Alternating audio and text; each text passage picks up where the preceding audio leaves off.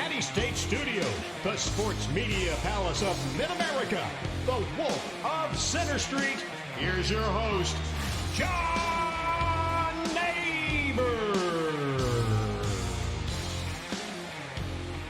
And welcome into the John Nabors Show, here live from Natty State Sports Studios. Appreciate everybody listening in on this beautiful day here in the great state of Arkansas. I am your host, John Nabors, and appreciate each and every one of you joining us and making us a part of your afternoon this afternoon. And it is a Tuesday. We're going to have plenty of things to talk about, giving a tribute to a fallen country music star hero, as well as a lot more, which we'll do, of course, in that when it comes to the entertainment side of things. But we'll also get into some other news going around the college basketball landscape, also with the Super Bowl coming up. And we're going to have a lot of fun doing that. But I have to open up the show, as so many of you have seen the title and so many of you have seen the news that has transpired here just over the past roughly 24 hours.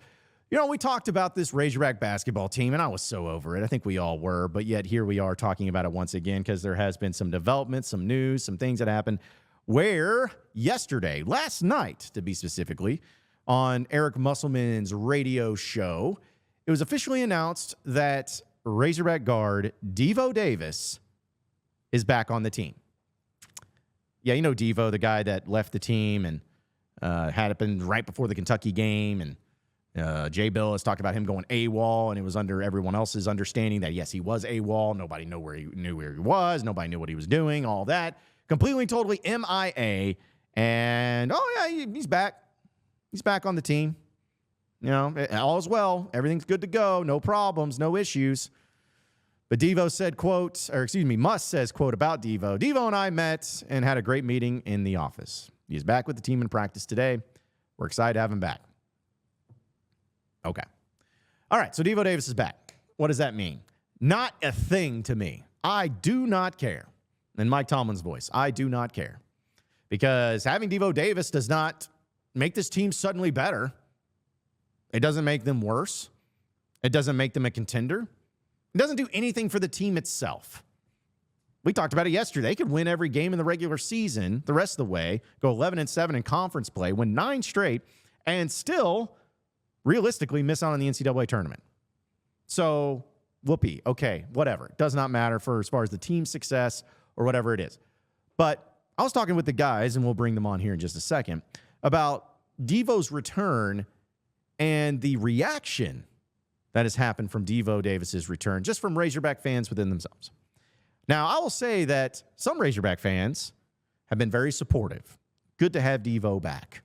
I hope that he's done well. It's going to be good to see a familiar face and a guy who's done so much for Arkansas and so much for this program.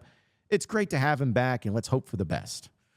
But then there's also the other side of things that has called Devo Davis a quitter. Devo Davis is a guy that didn't deserve to be back on the team. Devo Davis is left the second time, and the fact that he's allowed back is absolutely and totally irresponsible and unacceptable, and he should no longer be allowed to wear that Razorback jersey. Like there's just a split and a complete and total divide among Razorback fans on this particular issue. Some fans are okay with it. Some fans are not, plain and simple. I've always taken the avenue, and when it comes to players in almost every regard, leaving or staying, like, for instance, when Traylon Burks, just a few years ago, decided to opt out of the Outback Bowl, a lot of you were very upset. A lot of you did not care. But how I always looked at it is that, hey, if the coach is okay with it, if his position coach is okay with it, if his teammates are okay with it, then I'm going to be okay with it. And I'm going to approach it in the same regard when it comes to Devo Davis. If Muss is okay with it, if the assistants are okay with it, if his teammates are okay with it, then I'm going to be okay with it. But the question becomes, of all the drama that surrounded this team, though, and all of the crazy rumors that were getting thrown around and all the crazy, insane speculation that I don't even know, we're not even FCC regulated. I don't even know if I can repeat it on this program because of how ridiculous and how over the top some of it was.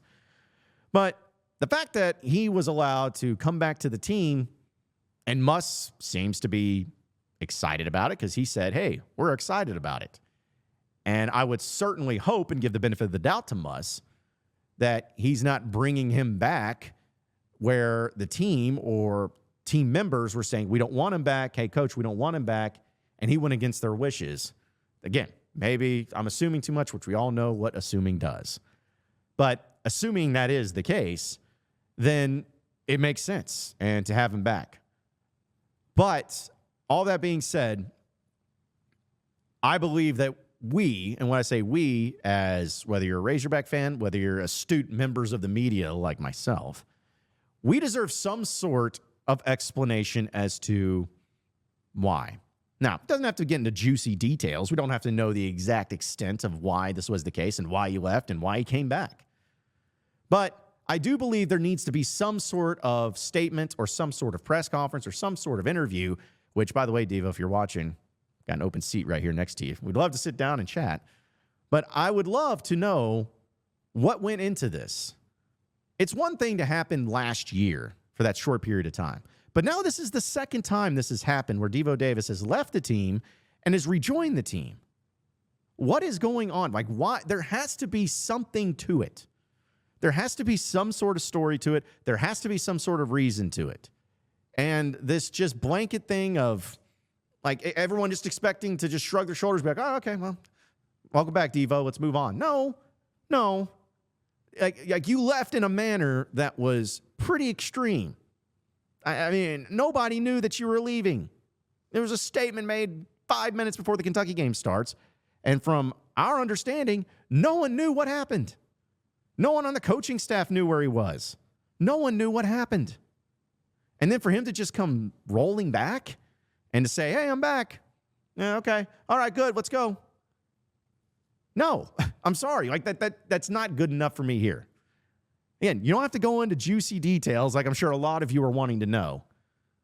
But just say something. Give us something. Let us know what's going on. Is it something that people need to be concerned about? Is it something that, you know, is it mental health? Is it something where you're just like, I didn't feel like playing for a week. I needed a vacation, like almost like a job, and you're coming back and now you're ready to go. Like, there has to be some sort of explanation to it. Because I don't care who you are. I don't care what the reason is. I don't care anything, whatever. The way you left and how you left, and then now you're coming back, we can't just sit back and be like, okay, whatever, it's fine. There needs to be some sort of understanding. We want to understand, and when you help people understand, they're going to relate a lot more. They're going to be more compassionate about it, and to use the same phrase, they're going to be understanding. I don't know if we'll ever get that. I don't know if we'll ever get a chance with Devo Davis, whether it's after the upcoming game against Georgia, after the game itself. Do we get Devo Davis and the player availability after the game? Doubtful. Do we get to have him do anything throughout the week as far as midweek press conferences? Doubtful. I think, honestly, our best bet to ever get anything out of what Devo Davis is thinking or what made him come back to the University of Arkansas is either one of two things. Either one, he posts something on social media, or two, there's some sort of setup interview with him to sit down and actually talk about it one-on-one. I think those are the only ways that we get to find out. But I talked about it yesterday and how this, we all know the season's gone. We all know it sucked. We all know that we don't want any part of it. But continuing to see this clown show that has been continuing to happen, where it's not just on the court that you're lacking success, it's off the court drama surrounding it. And it's just almost the gift that keeps on giving when it comes to Razorback fandom and content. You know, I always talked about how this show and what we're doing here at Natty State Sports always wants to capture the emotion of Razorback fans when it's at its highest. And in most cases, if not all cases, it's always been about the highest of highs with big wins and the lowest of lows with bad losses. That's what it's always been about. But now in this particular case, the emotional highs that Razorback fans are finding out is not necessarily about the wins or the losses, because they think most Razorback fans have accepted that this team sucks. So the emotional highs and the emotional lows, actually no highs, there's just lows. The emotional lows are coming from the clown show outside of the locker room. And it's getting old. It's growing tiresome where each and every day there's some new development that has nothing to do with the game of basketball and has nothing to do with the Razorback basketball program. And I think that that's where fans really start to get fed up and lash out a little bit. Not justifying it. I mean, trust me, we've seen comments, we've seen tweets, we've seen replies. Some of them are pretty nasty and pretty terrible, pretty awful. But there is some reason for Razorback fans to at least be pretty annoyed, frustrated, and upset, not just with the lack of success on the court, but also the drama surrounding the entire program and the entire team over the past couple of months. So Devo Davis is back. Great. What does that mean to the season, to the team? Absolutely nothing. But what does it mean to the drama-filled sitcom reality show that we've seen of Razorback basketball? Apparently a lot, because it's just another episode and what we get to see, hopefully, a season finale of this, once again, clown show here very soon, hopefully in the coming weeks. So, with that being said, let's go ahead and welcome in the rest of the John Nabors Show crew. Of course, we're going to have a lot of people, I'm sure, chiming in and giving their thoughts and opinions on everything. But we also have, of course, Andrew Ellis and Scotty Bordelin of Natty State Sports. What's up, fellas? Well, I'm going to let Scotty handle the how Devo impacts the actual basketball team and all the X's and O's and the real nuance of what's going on here. And I'm going to say, John, I don't really say this much. I don't give you a ton of credit. I try to avoid doing it at all costs most of the time. I appreciate that. But I got to give you credit here, John. I agree with just about everything you said. I mean, I thought you nailed it really well, and just kind of our point of view on this thing of like, look, I know people always say, oh, well, why do you feel like you're entitled to know what's going on with the team? Why do you feel entitled to know their personal business? Like all that, that's fair. You're not entitled to share your personal life with us. You're not entitled to be our friend. You're not entitled to care about us. And I say us like media people, but the fans or whoever. You don't have to share anything with us at all. But we also don't have to care about you. We also don't have to support you. And we also don't have to defend you publicly, which I can't speak for everyone. I've been defending Devo a lot publicly. Yeah. Like, I don't have to keep doing that, you know? Like, if they want to play this like, oh, yeah, we're just not going to speak about it and y'all can figure out what happens. Like, we don't care if you know or not. Like, fair, then, like, we just don't have as deep a personal kind of, and I know that's, you know, the players don't care whether we care about them or not, but the players that we gravitate to and that we love to cover and talk about and give the love to, like a Jalen Williams is who I think of, who really embraces that personal relationship with the fans and sharing and taking pictures and just being like, and you know what's funny is Devo is in this category too. Devo has really embraced the fact that the fans love him and he loves being very open. He's posting the pictures. I'm at 1 a.m. Here I am shooting. And we love that. We love that about Devo. That's kind of what makes us love him. And so I think I agree with you, John, where it's like, if they're really just going to like do this and not say anything and just be like, hey, we're back. Y'all can fit, you know, speculate whatever you want. Like we're not going to talk about it. That's going to rub me a little bit the wrong way, especially because it's happened twice in a row now. And like, look, how are we supposed to come on this show and be like, hey, fans, here's how you should feel about Devo if he's like, hey, screw you, y'all can interpret whatever you want. That's kind of, you know, it's a little interesting. And so I think I don't care what your story is, Devo. I don't care what your story is, but you do have to have a story. You do have to let us know what happened. What happened Saturday? What happened in those weeks off? Like, you know, if you don't want to tell us, that's cool, but we also don't have to give a crap about the team, and we don't have to talk about the team. We will very much use this platform to talk about other stuff, which we have done a lot of. I mean, it's a lot about controlling the narrative, right? Like that's why the news came out on Eric's radio show on Monday night and not, you know, any other way. But like if the story does come out, I would imagine it's tiered, Hogs plus, and then Devo has to score like 20 or 25 points against Georgia on Saturday and like he's almost like forced to come into, you know, the post-game interview, and, you know, that's when the questions will start flying. I said this, you know, when I think it was the Monday after the Kentucky game, I said, I hope he does come back because I don't want his career to end like this. And I'm glad that, I am glad that he's back. I don't know what exactly the impact of him returning is going to be on the backcourt, because the backcourt's been in flux, you know, all year. Yeah. You know, with everybody around Tremont Mark. But I'm glad Devo's not ending his career just by kind of vanishing into thin air. He deserves a better send-off than that. And the send-off might just be, you know, losing on Wednesday Night Sadness in the SEC tournament. But I'm glad he at least finished it. He finished what he started. So I'm going to be – I hope we do get to talk to him again. And just let the questions fly and just let the answers fly. Yeah. And, you know, we're probably not going to get the unvarnished truth on it because you don't normally get that in press conference settings. But Devo's been one of my favorite guys for years, you know, going back to when he was the candy sharing guy in the locker room. Yeah. And, you know, he would tell me that, you know, upside down Nike headband Devo his freshman year was a different cat. Oh, man, than, And that's when they were playing at Missouri the other day, I noticed Chandler Lawson and a couple other guys were wearing that.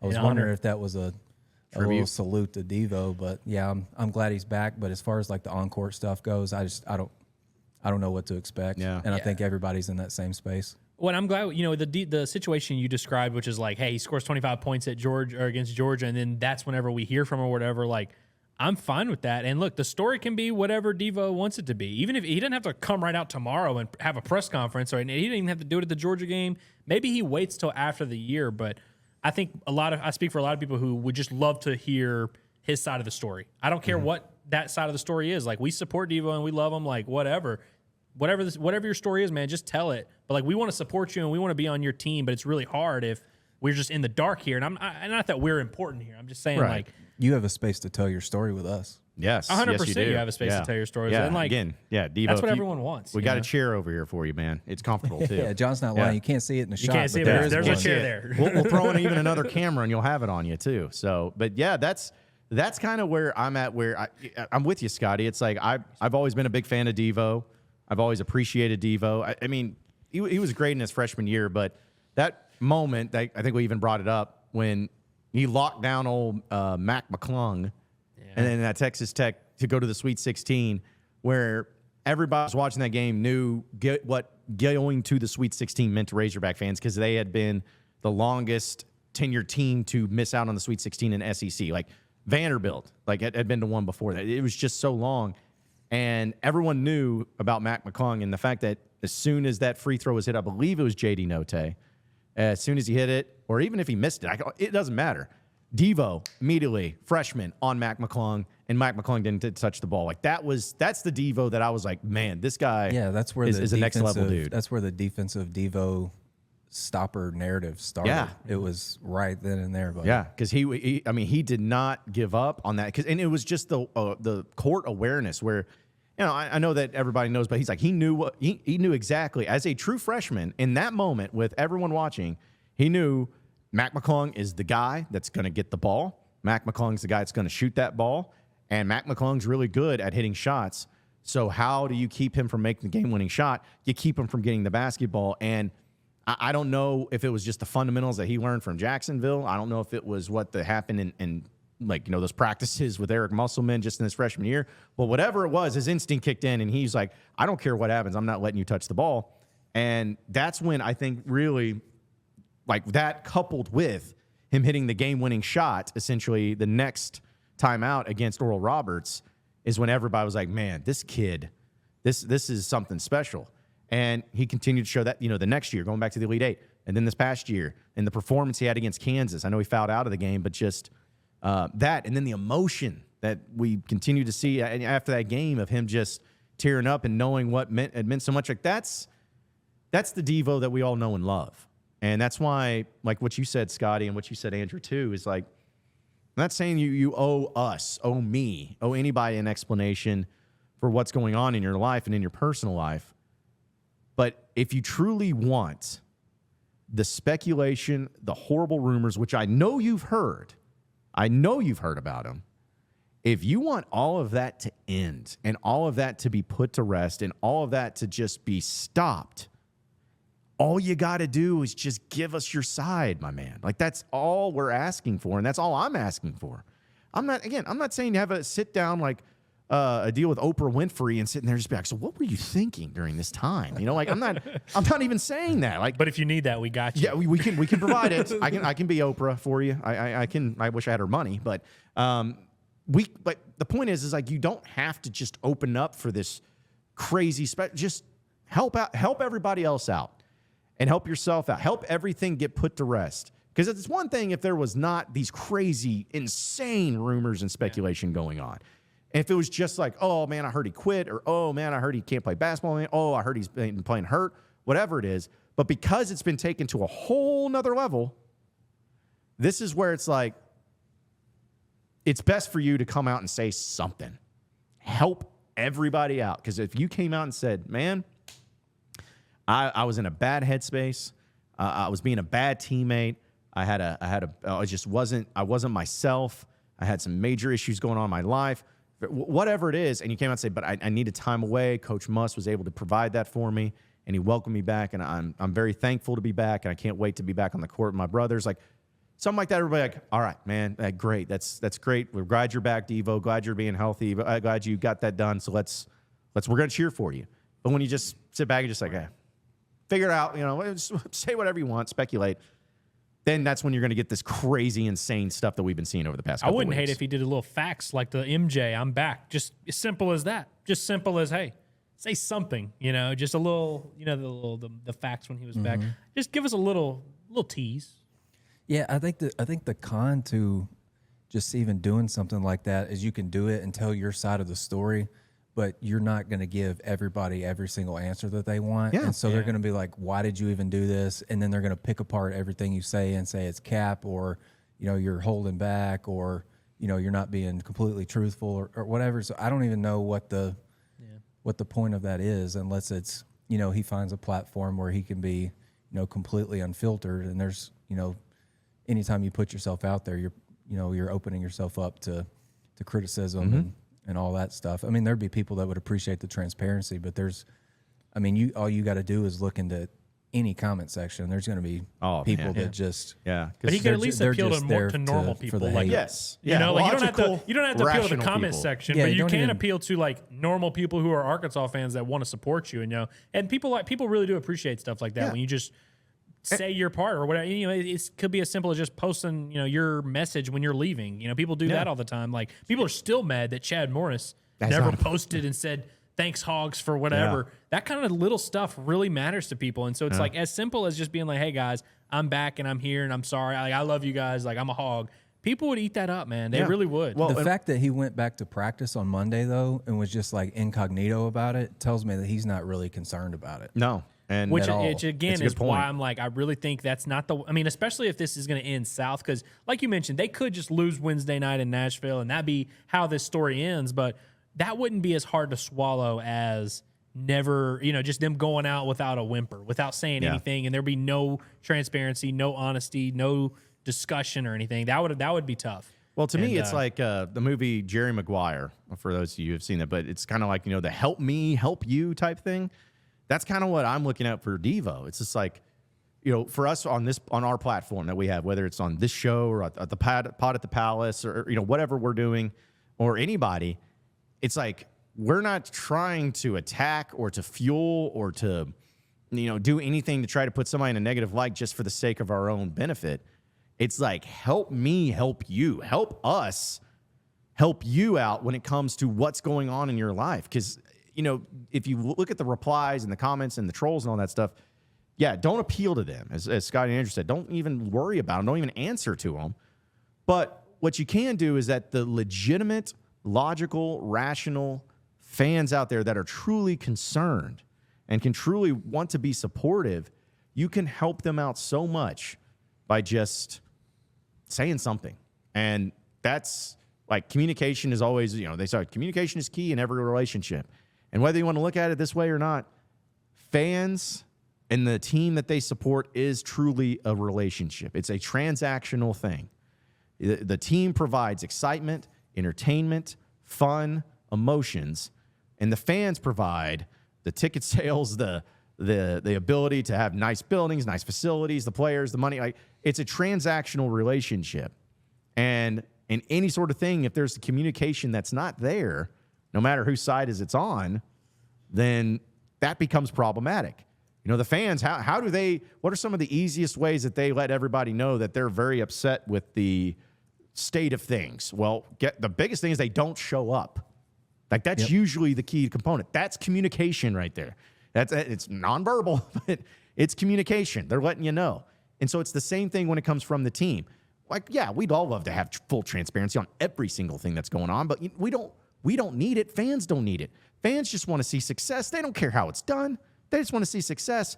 But when it's something like this, that's, again, off the court and crazy things happening, all fans are wanting is just saying, man, just let us know. Like what's what we just want to know, so we feel like we're not being the shade being put in front of us. Like, we don't want to be trying to explain to people when people are like, man, I heard these rumors. Did you hear about them? They're like, well, man, they're not true. I don't think they're true. There's no way they can be true, but I don't know. There's no other explanation because I'm not getting anything right now. So, and look, I don't even it's trying to be helpful. Forget the rumors, man. I'm really just like, if Devo just tweets a picture of a hog right now, like it literally, like that would be crazy. enough. The bar, I don't even care. We don't have to talk about anything, but just being like, hey, I'm still on the team. What's up? That we can start there. We can work. We can build from there. But yeah, we just need like a little bit. Let us know that you're still rocking with us. You know, Like, when was the last time that you knew all the details on dirt from like a really big story? You don't. Like, you don't unless you're just like immediately connected to it. And if Devo doesn't want to do this on his own, then it's kind of just it falls to, Arkansas's communication staff, and he's just going to play on Saturday. Yeah. And that's that's just what the end sucks is because that's kinda then it.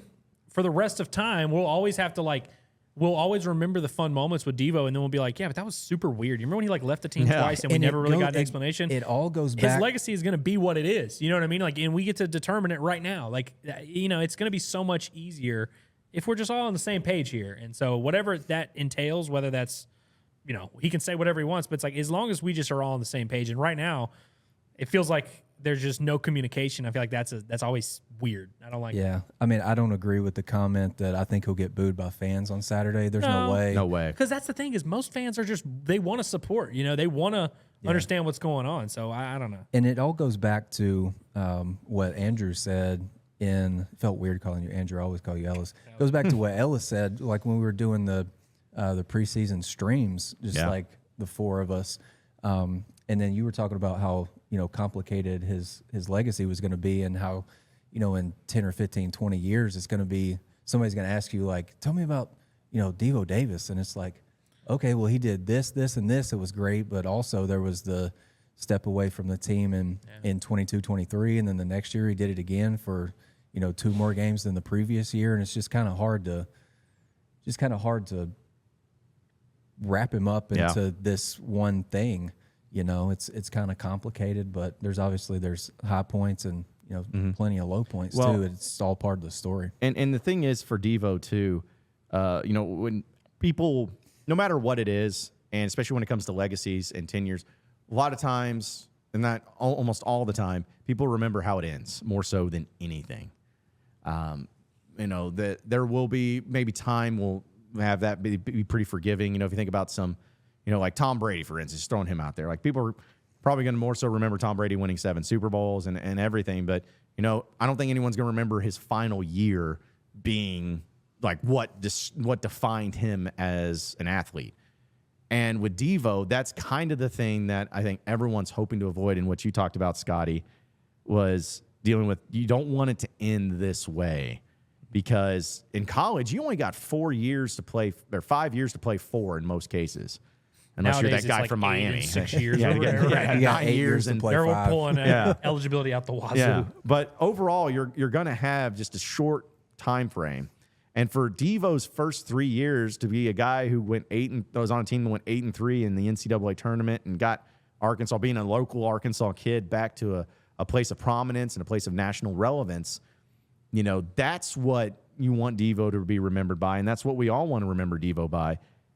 And who knows how the rest of the season plays out.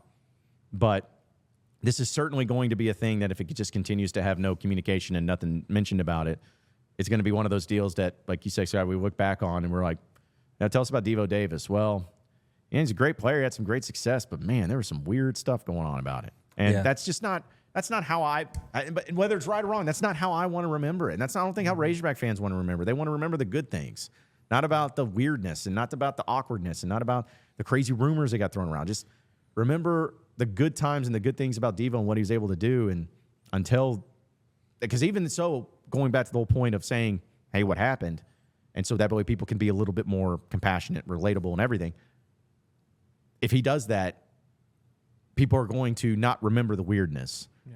More so, they're going to remember the great legacy that he's going to leave behind, because they're going to like, hey, they filled the void. They filled this void that's sitting there that's eating at things. You fill it, and it's done, and then you actually remember what matters. But as long as that void's still there, it's still just going to be sitting there and like getting swollen and continuing to eat at the whole situation with Devo too.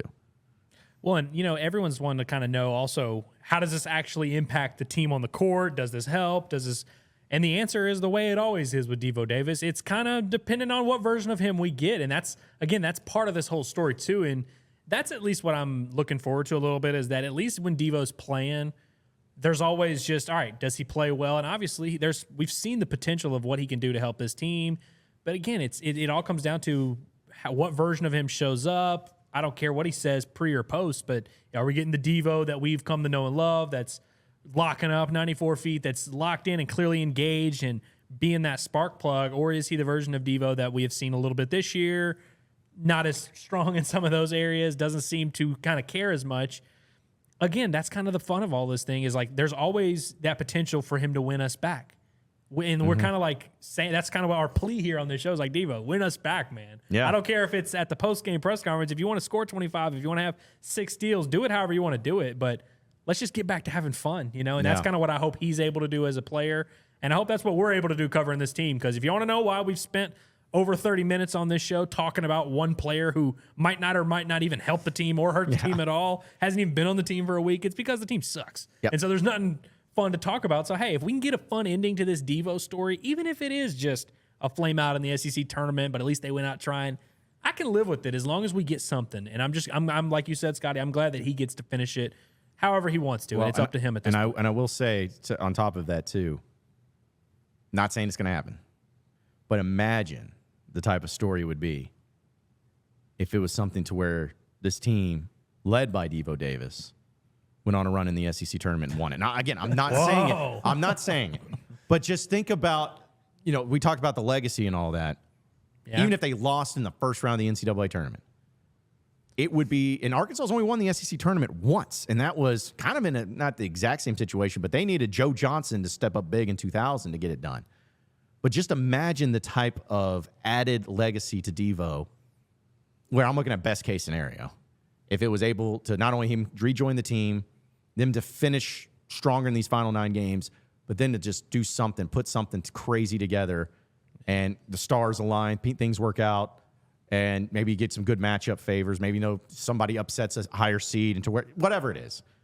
But just think about that type of story and how Devo would be then viewed. I mean, even now he's great, but like that would be some of like the ultimate underdog Cinderella type story where, man, it's something that seemed like just horribly down on the dumps. Everything was bad, terrible. Guys left, then he comes back in. It's like, oh yeah, don't forget, March Devo still has not arrived yet. Still, and then March boom, Devo's it happens. Him.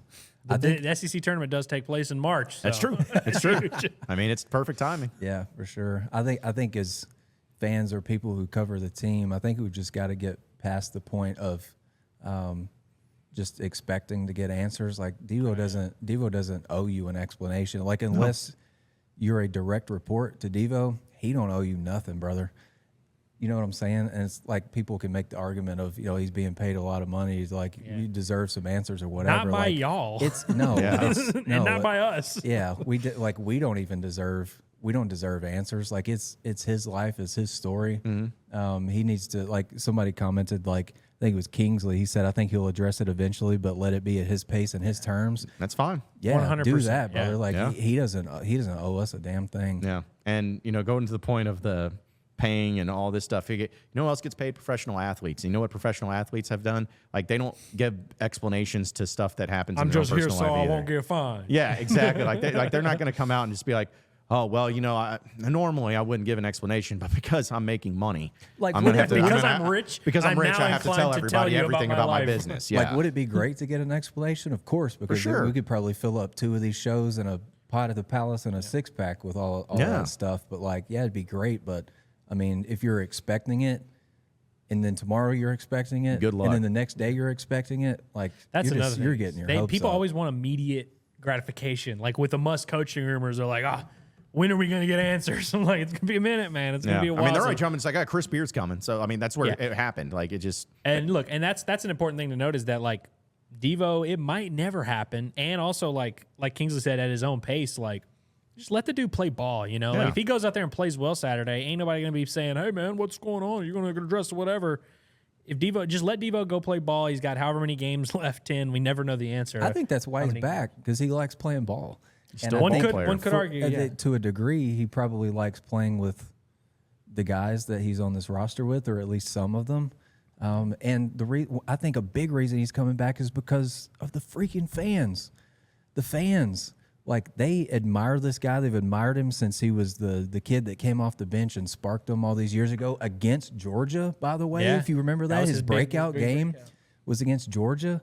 Put me down for Devo 18-plus points on Saturday. Well, and for all the in-state kids that this fan base likes to overrate and pretend are good, y'all can't get behind this one. Y'all can't get behind one because you know what Devo is? He's flawed. He's up and down. You never really know what you're going to get from him. You know what he is? He's a human. And that's what he's an Arkansan is what he is, John. Yeah. That's what he is. Everybody always wants the in-state kids to play. Well, you want the in-state kids to play. Devo's been playing a lot, and he's been playing his ass off for a lot of that time and playing hard. You know, like, I get it. I've been disappointed by Devo at times, like 100%. I've defended him and regretted it. And I get being frustrated at certain things, but it's like, for all these kids that y'all tell me are good that suck, that are y'all like them just because they're in the state of Arkansas, like, where's that with Devo? You know, where is that energy? And I'm not saying you have to defend him at all costs, but it's like, yeah, come on, guys. Yeah, we can talk about if he comes back and plays well, it's gonna be one of the coolest stories ever, like John said. Like, we can talk about his shot selection and his decision making. Yeah, sure, that's which all, we will. That's all fair game. And yeah, we'll probably talk about. We'll talk about that he Saturday. gets lost on defense. We can talk about it sometimes. Saturday when he starts and plays 33 minutes. Yeah. Well, and but we don't have to rip the guy's character anytime anything happens, man. Like, it is what it is. And here's the thing too, is like kind of going back to what you were, Andrew, referring to with, you know, talking about he's flawed. He's, you know, over emotional maybe at times. He maybe does things that are like over the top and maybe reacts, maybe says some things. We've seen him get ejected. We've seen him, you know, do like it's all of that. And here's the thing, like, he's Arkansas. Like, Devo Davis is Arkansas. That's what I'm saying. In a nutshell. Like, it is, because that is Arkansas. Arkansas fans, Razorback fans, over emotional, overreactive, but passionate, but fired Devo's up. the only over-emotional, overreactive kid that Arkansas has ever had in his program's history. Yeah, like, I mean, he is that. He is the only left-handed guard under 6'5" that couldn't really shoot and was inconsistent. This has never happened before. There have been players in the program that have gotten in actual trouble. Devo's never been in any actual trouble. Yeah. He's just like... Y'all like Anton Beard more than Devo. Like, what the hell, man? Yeah. Y'all can't... Yeah, I don't understand. Y'all think Darian Ford is still good, and y'all can't get behind Devo? Like, geez. Yeah, that's my thing. Is like, if you know Arkansas, which I know all of you watching, all of you listening, you know what Arkansas is because you are Arkansas. And look at yourself a little bit. Now, are you, I don't know, being flamboyant, painting your nails, and, you know, taking the long absences that nobody knows about at work? Maybe not. But you are kind of the same when it comes to the personality of a Devo Davis. Again, you're passionate, you're overreactionary, you like to, you know, make things that maybe are a bigger deal than what they actually are. Maybe you get emotional. Because I'm telling you right now, if you are a true Razorback fan, do not sit there and lie to me in the comment section that when Devo and Muss were embracing each other after that Kansas game and Devo got teared up, don't you dare sit there and act like you didn't get emotional. Yeah, that's what I said. I know Like, y'all got a dog named Devo. Don't try like to play. Yeah, it's like, listen, I'm getting choked up right now just talking about it and thinking about it because that is Arkansas right there in a nutshell. It's real life is what it is. Person. It's real life. You know what I mean? Like, we can all sit here and pretend like every year it's just this fun, happy-go-lucky team. And look, Muss has had this ridiculous relationship with Devo too. I mean, the guy he's having that embrace with is the guy who quit the team 2 months before. Exactly. It's like, yeah, that's what made the high worth the low, man. right. Yeah. And it's like, I get it. You want him to play better. We want him to play better sometimes too. We wish he weren't as erratic as he is, but it's like, dude, that's what real life is. And so that's what, I don't know. Going back to that moment, because I know it's just that one moment in time, but going back to that moment with Muss and Devo, I wish we could play the clip, but again, don't want to get copyrighted. But do you remember the words that Muss said when Devo came up to him? He said, because the reporter there was asking about how it has a lot to do with this guy, talking about Devo. And Muss says, I love this kid. He's like my son. And Devo responded with, I love you too, coach. That's not fake. That's not set up. That's not some drawn out statement. That's real. Yeah. That's real. And as you mentioned, like what was it, 2 months prior when he left the team first time, and then to see it there, man, that's not somebody that just deserves to be thrown across and thrown away like some piece of trash or anything like that. Like, that's truly what it was about. So I just feel like it's about the time where, again, maybe we get an explanation, maybe we don't, but Devo's back, and I'm hoping Razorback fans will be supportive. I think Also, most of them will. What else were we going to do down the stretch? You know what I mean? It's like, what was the other intriguing topic to monitor down the stretch? It's like, this just gives us some fun. Yeah. That's what we needed around here. We So need everybody fun. just relax. Yeah. Relax, guys. Yeah. We like to have fun around here, and that's what it's all about. I mean, let's be honest. It's we were threatened with a lawsuit for sure. Yeah. Yeah. Oh, yeah. Let's get to some of these comments, too. That's why my take on this hasn't changed whatsoever. I believe you've been threatened with a lot. I literally said last week, I said, I hope he comes back because I don't want his career to finish like this. Yeah. You know, you've gotten to know Devo every second that he's played here, freaking covered it. Yeah. You know what kind of kid he is. Of course, like, everybody's got baggage. Like, you just don't know because he's not freaking saying anything. Yeah. A lot of people don't talk about their baggage or Yeah. what they're going through and stuff. So Average Joe, I feel very confident. Sift through the archives of my Devo takes. I don't believe there was ever a point where I was like, "This screw him, he's out of here, he's a kick quitter." him off," or like anything like that. So it's like, No. look, I don't know what you're trying to insinuate, but it's Yeah. like pull up the receipts on my ass if you want. Yeah, Go please. pull it. Please let me know. I'd love to know where I was trashing Devo. I think I was like one of the 3 people in the state of Arkansas defending him and being like, "Hey, let's just see how this plays out." Like me and John Yeah. did a reaction show afterwards. And we didn't know what to say, but we didn't say anything crazy. Like, what are y'all talking about? It's not like we were coming I for his think it head. was People want to hear their own we stuff. hope he's okay, and I personally hoped he came back. Yeah. And I mean, going back to what I was talking about, at least on that show, on the reaction show, as well as throughout the show, it's just like, Devo's gone. We don't know why. It sucks that he's gone, but this team sucks, and it's just, there's a lot of problems going on, and, you know, it's just a bad situation. But, yeah, I don't know if anything that anybody ever said is like, Devo just, he's a quitter. You know what's crazy? Quitter. We don't love the Hogs. We even had to pretend whenever they played well without him and Trevin. We were like, Yeah, it's not a what reflection happened? of Yeah. those guys. Sometimes it's just whatever. Like, we were being as nice as we could, dude. What are y'all talking about? I don't. I want to get buy to a that. comment from a funny guy on there. We got this guy who has a Dracula hairline named Curtis. He says, "Is it true Devo was only allowed back so Arkansas could field a team Saturday?" That's interesting. You know, the thing about this Arkansas team is you never know who's going to play and who's not going to play on a given day. That's Might the add problem. one and lose one. Yeah. I mean, you watch Devo leave. Maybe he comes back. We don't know. Trevin, we still have no idea really what's going on there. No update. He as tried to of play last week, so Eric's you'd think radio he's going to show. play this week. Caliph battle, DMP in the second half. What's going on there? Do the coaches' decisions? Where does the coach's decision end? Is it just in the game, or can the coach decide for you not to play at all? Big picture, where do the coach's decisions end? And where do the player? Devo exercised his players' decision recently. Yeah. So what players are going to do it this week? Hey, it was a coach's decision to let Devo back on the team, and so Devo played the night, and that was a coach's decision. that was a coach's decision. So Has he not earned any leash over the years? Apparently not. I mean, a little bit. Apparently not. Nope. 0. I mean, I get that like 3 games is. And look, You know, we it's- give him the it's- leash. it's quite a bit, Let's yeah. be clear. We've given him the leash. Yeah. But we acknowledge it. Musk says he's like his son. Y'all do the same thing for y'all's horrible kids that spit on people in public and pee their pants and do all this. Like, you defend them, and you're like, hey, it's fine. He'll grow out of it one day. We're doing the same thing with Devo, who is Yeah. our large adult son. I mean, Yeah. what do you want us to do? He is Arkansas. Raising kids is hard. Arkansas. Yeah, Scotty knows. that hit too close to home for Scott. Yeah, Scotty knows all about that. I wasn't even thinking about that. I'm sorry. No, Yeah. it is hard. It's hard to coach kids that are, trying to figure out, who and what they are.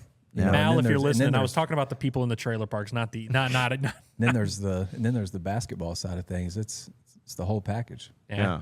I'm just, I just hope that maybe there's something that can be done, and maybe Georgia, that game, maybe something will happen in that game. Maybe they win. Maybe Turn Devo has back a great the clock game. a little bit. That'd be good. Yeah, maybe Devo has a great game. Maybe he goes in the media. Maybe he addresses. I don't know. Just Tell me if Devo doesn't get a steal, go coast to coast for a transition layup, that you're not going to cry a little Dude, when bit. Devo hits, Oh, when we yeah. get our first Threevo appearance when he comes back, I can't wait. or when just even the thing like he puts a pass and hikes it to a player like he's a center in football. And Yeah. hey, You know get what it. I want to see Saturday? I want to see upside down headband Devo. I also want Yep. to see long sleeve T-shirt, baggy DBU tee. You remember when he used to wear that? Yeah. And I want to see the high socks. When he gets the high socks, he's a better ball handler. Not just I'm the high, telling not just the. I want to see the high socks and not just the double shooter sleeves over the legs thing. Like, give me the, I want the full on give me like the up to socks the that you knees yanked socks. up. But dude, I swear his ball handling gets like a +3% whenever he is in those socks. He's just like a floor general. He averages like 6 assists. Pull up the Hog stats will confirm that. The later. upside down headband adds about 6.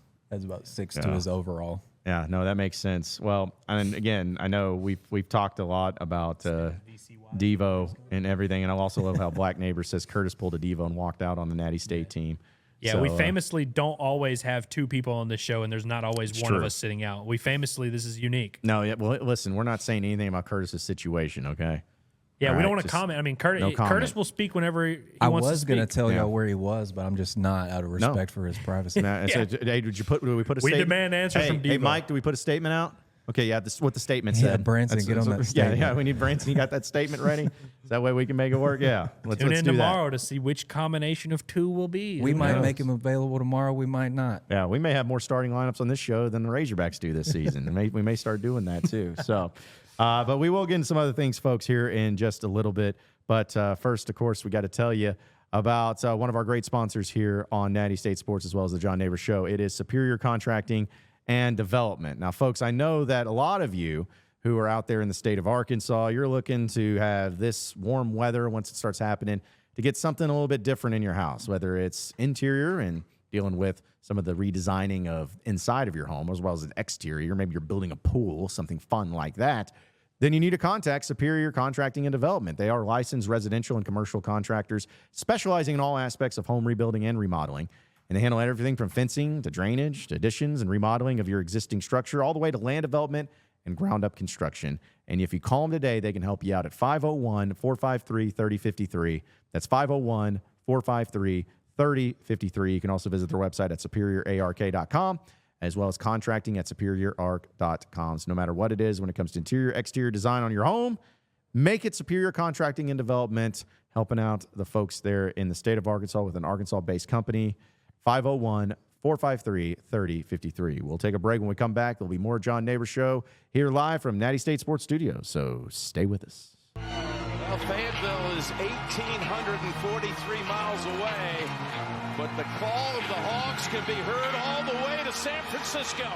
Let's stick my dick in the mashed potatoes. Go Hogs. Powered by Arkansas, for Arkansas. Every time you put a mic in my face, I'm going to say Arkansas. The John Nabors Show is live from the Natty State Sports Studios. Welcome back into the John Nabors Show here live from Natty State Sports Studios. Appreciate everybody listening in this afternoon, as I am your host, John Nabors. And I know we had a lot of great discussion about the return of Devo Davis, and it seems like that's ever changing with Razorback Basketball and keeping us up to date on all the fun stuff happening. But also got Scotty Borland and Andrew Ellis joining us here as well. But I did want to, of course, pay a little bit of a tribute to a fallen country music Western star, Toby Keith. That's why we're all drinking out of our red Solo cups today.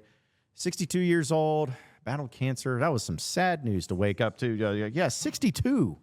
Like, so young. Yeah, that Man, I wouldn't have guessed that. that stomach cancer, I think, really got him. Jeez. Really aged him. I was listening to an interview that he did not too awful long ago with the Bobby Bone Show. And I think he said that, the stomach cancer, got him to the point where he was only, I know he was sick, and he had only done like maybe a handful of shows in the last few years because it was so physically taxing, as you could probably imagine. I mean, he looked and rough, so too. when he got back up on stage, they put a teleprompter on the stage for him so he could get all the lyrics. But once he got back rolling again, he was just like, get that teleprompter out of the way. I'm rocking with this. Yeah, we were looking at pictures of him from like, when was that, 94? He said, and just looked like a completely different person. I was like, oh, wow. Like, He looked looks- very 1994. Yeah, Like, very yeah. 1994 country star. Like, man, that was a vibe. The Yeah, mullet and the... there's only like 8 country artists that I even like, but he was one of them. It's a very specific number, 8. It's about roughly 8. Okay. It changes day to day. Yeah. Back in 2003, this picture right here, where he's doing Beer for My Horses with Willie Nelson in 2003. A handsome devil. He looks like Ernest with a cowboy hat on. Oh, wow. Yeah, man, that's what's crazy. Is 20 No, years ago. we got our red Solo cups here in honor of him. There's straight vinegar in this sucker. Yeah, we're not messing around today. This is I don't even know what it's called. Shrek's Piss. I don't know, like just making up a drink name or something. I don't know. But yeah, no matter what it is, red Solo cup. Because we can't play the song. So because what's your favorite Toby Keith song? You have Beer to for sing my it. horses. You got to sing it. I that's the like case. We raise up our glasses against evil forces, saying, "Whiskey for my man." We were trying to figure out the lyrics earlier. What is it? Whiskey for my men. horses. Yeah, whiskey for my men. Beer for my horses. Yeah, I like. And the other day, I was singing it earlier, and I was like, "Whiskey for my horses," and I was like, "Wait, no, that's not it. That's not it." Yeah, because Whiskey for my beer, I think is Whiskey what for my actually beer. That's what I said. yeah, I was like, it's a drop shot. It's a drop shot. You're trying to make some Washita River water. Put that in your Solo cup. Yeah. I love this bar. I put the quote up there. That was that was my jam. Yeah, I was thinking. Wait, I lied. I changed my answer. Uh-oh. Courtesy of the red, white, and blue. I mean, anytime that song plays, man. That's my favorite Toby Keith. Oh yeah. Who's your dad? I don't even like America, but man, whenever you hear that Oh, yeah. song, I'm Well, like, listen. oh, Yeah, patriot. I'm it's a like- bigger patriot than anyone in that Stand moment. at attention. I know. I just love it because again, I love the song too, and I am no way in making fun of anything. So just chill, everybody. But I do love it that at like Razorback football games when they honor the military veteran or whatever, and everyone gives a standing. As soon as the ovation ends, my daddy served in the army. I mean, just it hits, and it just everyone starts belting it out. It's because it hit that. Tell Uncle Sam, like it just hits it. And you feel it, and you just I think It's that's the only it. thing You that can give feel- you hope when Arkansas is down 38-21 against Auburn in the third courtesy of the quarter. red, white, and blue is the only You're thing like, that makes you feel but good. But the troops, man. But yeah, that's why all those songs are jams because you feel them. Yeah. You Dude, feel them. It's not you sing them. You're like you got to drink in your red Solo cup. You're listening to red Solo cup, and there's a line or two in there, or maybe the whole freaking song that you just. We were talking about you feel karaoke it. songs the other day. Yeah, he's got some good He's ones like, too. I feel like he's one of those, but I guess karaoke, football games, whatever it is, like his songs have a high success rate at getting a large group of people to like kind of all be like, oh, hey, yeah, like we know this one. Yeah. Well, Like I really don't even like country music, but I know like probably 10 or 12 of these songs. Well, I'll say like first off, I was listening to all of his music today and almost forgot how many bangers he had. He had some great songs, but like "How Do You Like Me Now" is a great one. Oh, like there you go. I know that one too. that is a great one. It's just with all the. If you listen to the lyrics and if you're like a fat kid like I was in high school and it was just like, yeah, how do you like me now?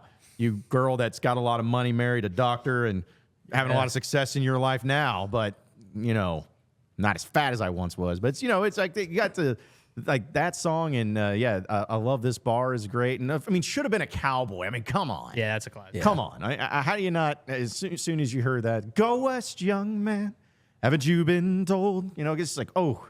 So it's just really sad. Want to Talk About Me is one that. Great one like. too. That's what I'm saying. Like, there's so many. So good. Yeah. There's so many great ones, man. So yeah, I was really sad to see that news this morning, and I know he'd been dealing with health issues and everything, but man, like he was, because you think about that level, and I'm not trying to like compare him or whatever, but like in the era of those country music, Western, however you want to put it, but you think like Alan Jackson.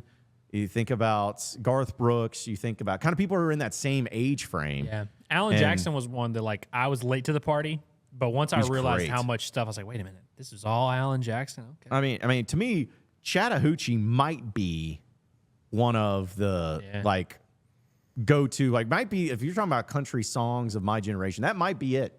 It's like, because that one's my source here everywhere. is telling me that Toby Keith has 20 #1 hits. I believe it. Man. I believe it. Like, I mean, he just, and I remember the beef he had with him and the Dixie Chicks. You know? mean the Chicks? They're no longer the Dixie sorry, Chicks. the Chicks. Just the Chicks. Sorry. Just the Chicks. Probably why he was beefing with them for reasons of that. But yes, the Chicks, that whole thing. And yeah, of course, every country artist came out with a very patriotic song, but his stuck, his landed. Oh, his was there. Reigned supreme, I would say. It's lasted the test of time. And He said back in 2007, he said, quote, "I don't apologize for being patriotic." That's right. And that's like you By listen God. to one Toby Keith song and your pants turns into some pattern of the American flag and your shirt does too without sleeves and you got boots on with no socks. Heck yeah. It really is like you just, for some reason, even if, I don't know, just something about it. I don't know if it makes me remind me whenever I was young and I first heard it, but brings me back. Good times, man. Yeah. I've never had been a bad time when I listened to that song. Yeah, that was like Red Solo Cup was, I think my math is right on this. Like that was kind of the anthem of my freshman year of college.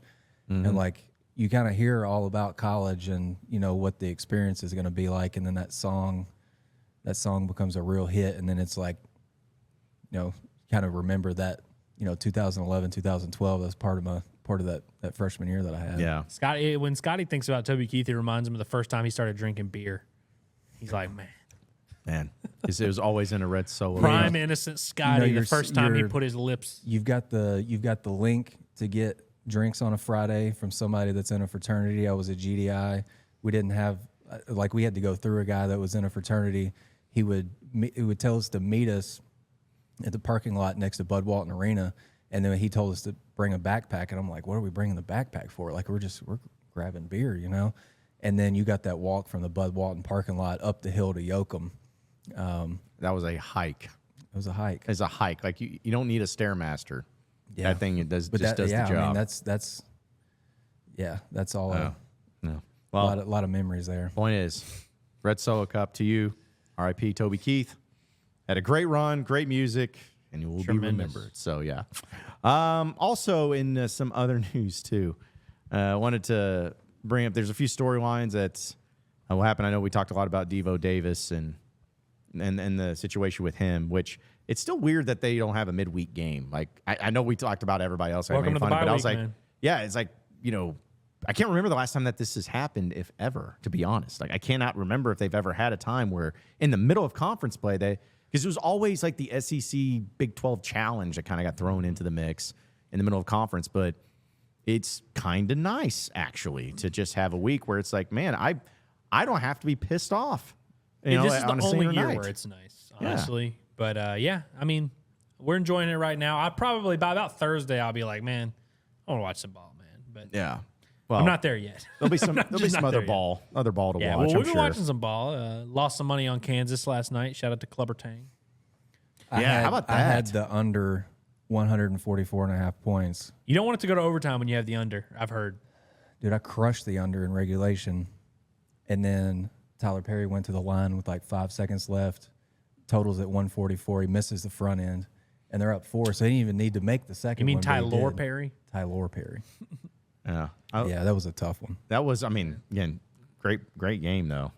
I I love how, found out that I lost the bet via John Rothstein tweeting out Clubber Tang. I was like, damn it. Because I wasn't watching it in the moment. I love how he tried to stop everybody from rushing the court. I thought that was pretty interesting. Yeah, one of his assistants Yeah, did that was I pretty saw wild. that. Yeah. Yeah. Like, I mean, I get it, but at the same time, it's like, man, I feel like that's almost more dangerous to try to stop, because that's been always the adage about rushing the court or field. It's like, it is more dangerous to try to, like, stop people from doing it. it's not like they're going to go do anything crazy. They're going to go just stand in the middle of the court. They just want to be on it. Like, Yeah, because I remember a former athletic director at the University of Arkansas was very anti-rushing anything. And I remember they put up, like, extra metal seats and extra metal little barriers and stuff just to keep that from happening against LSU. And then after the fact, talking about Christina's dad or the football coach? Which one?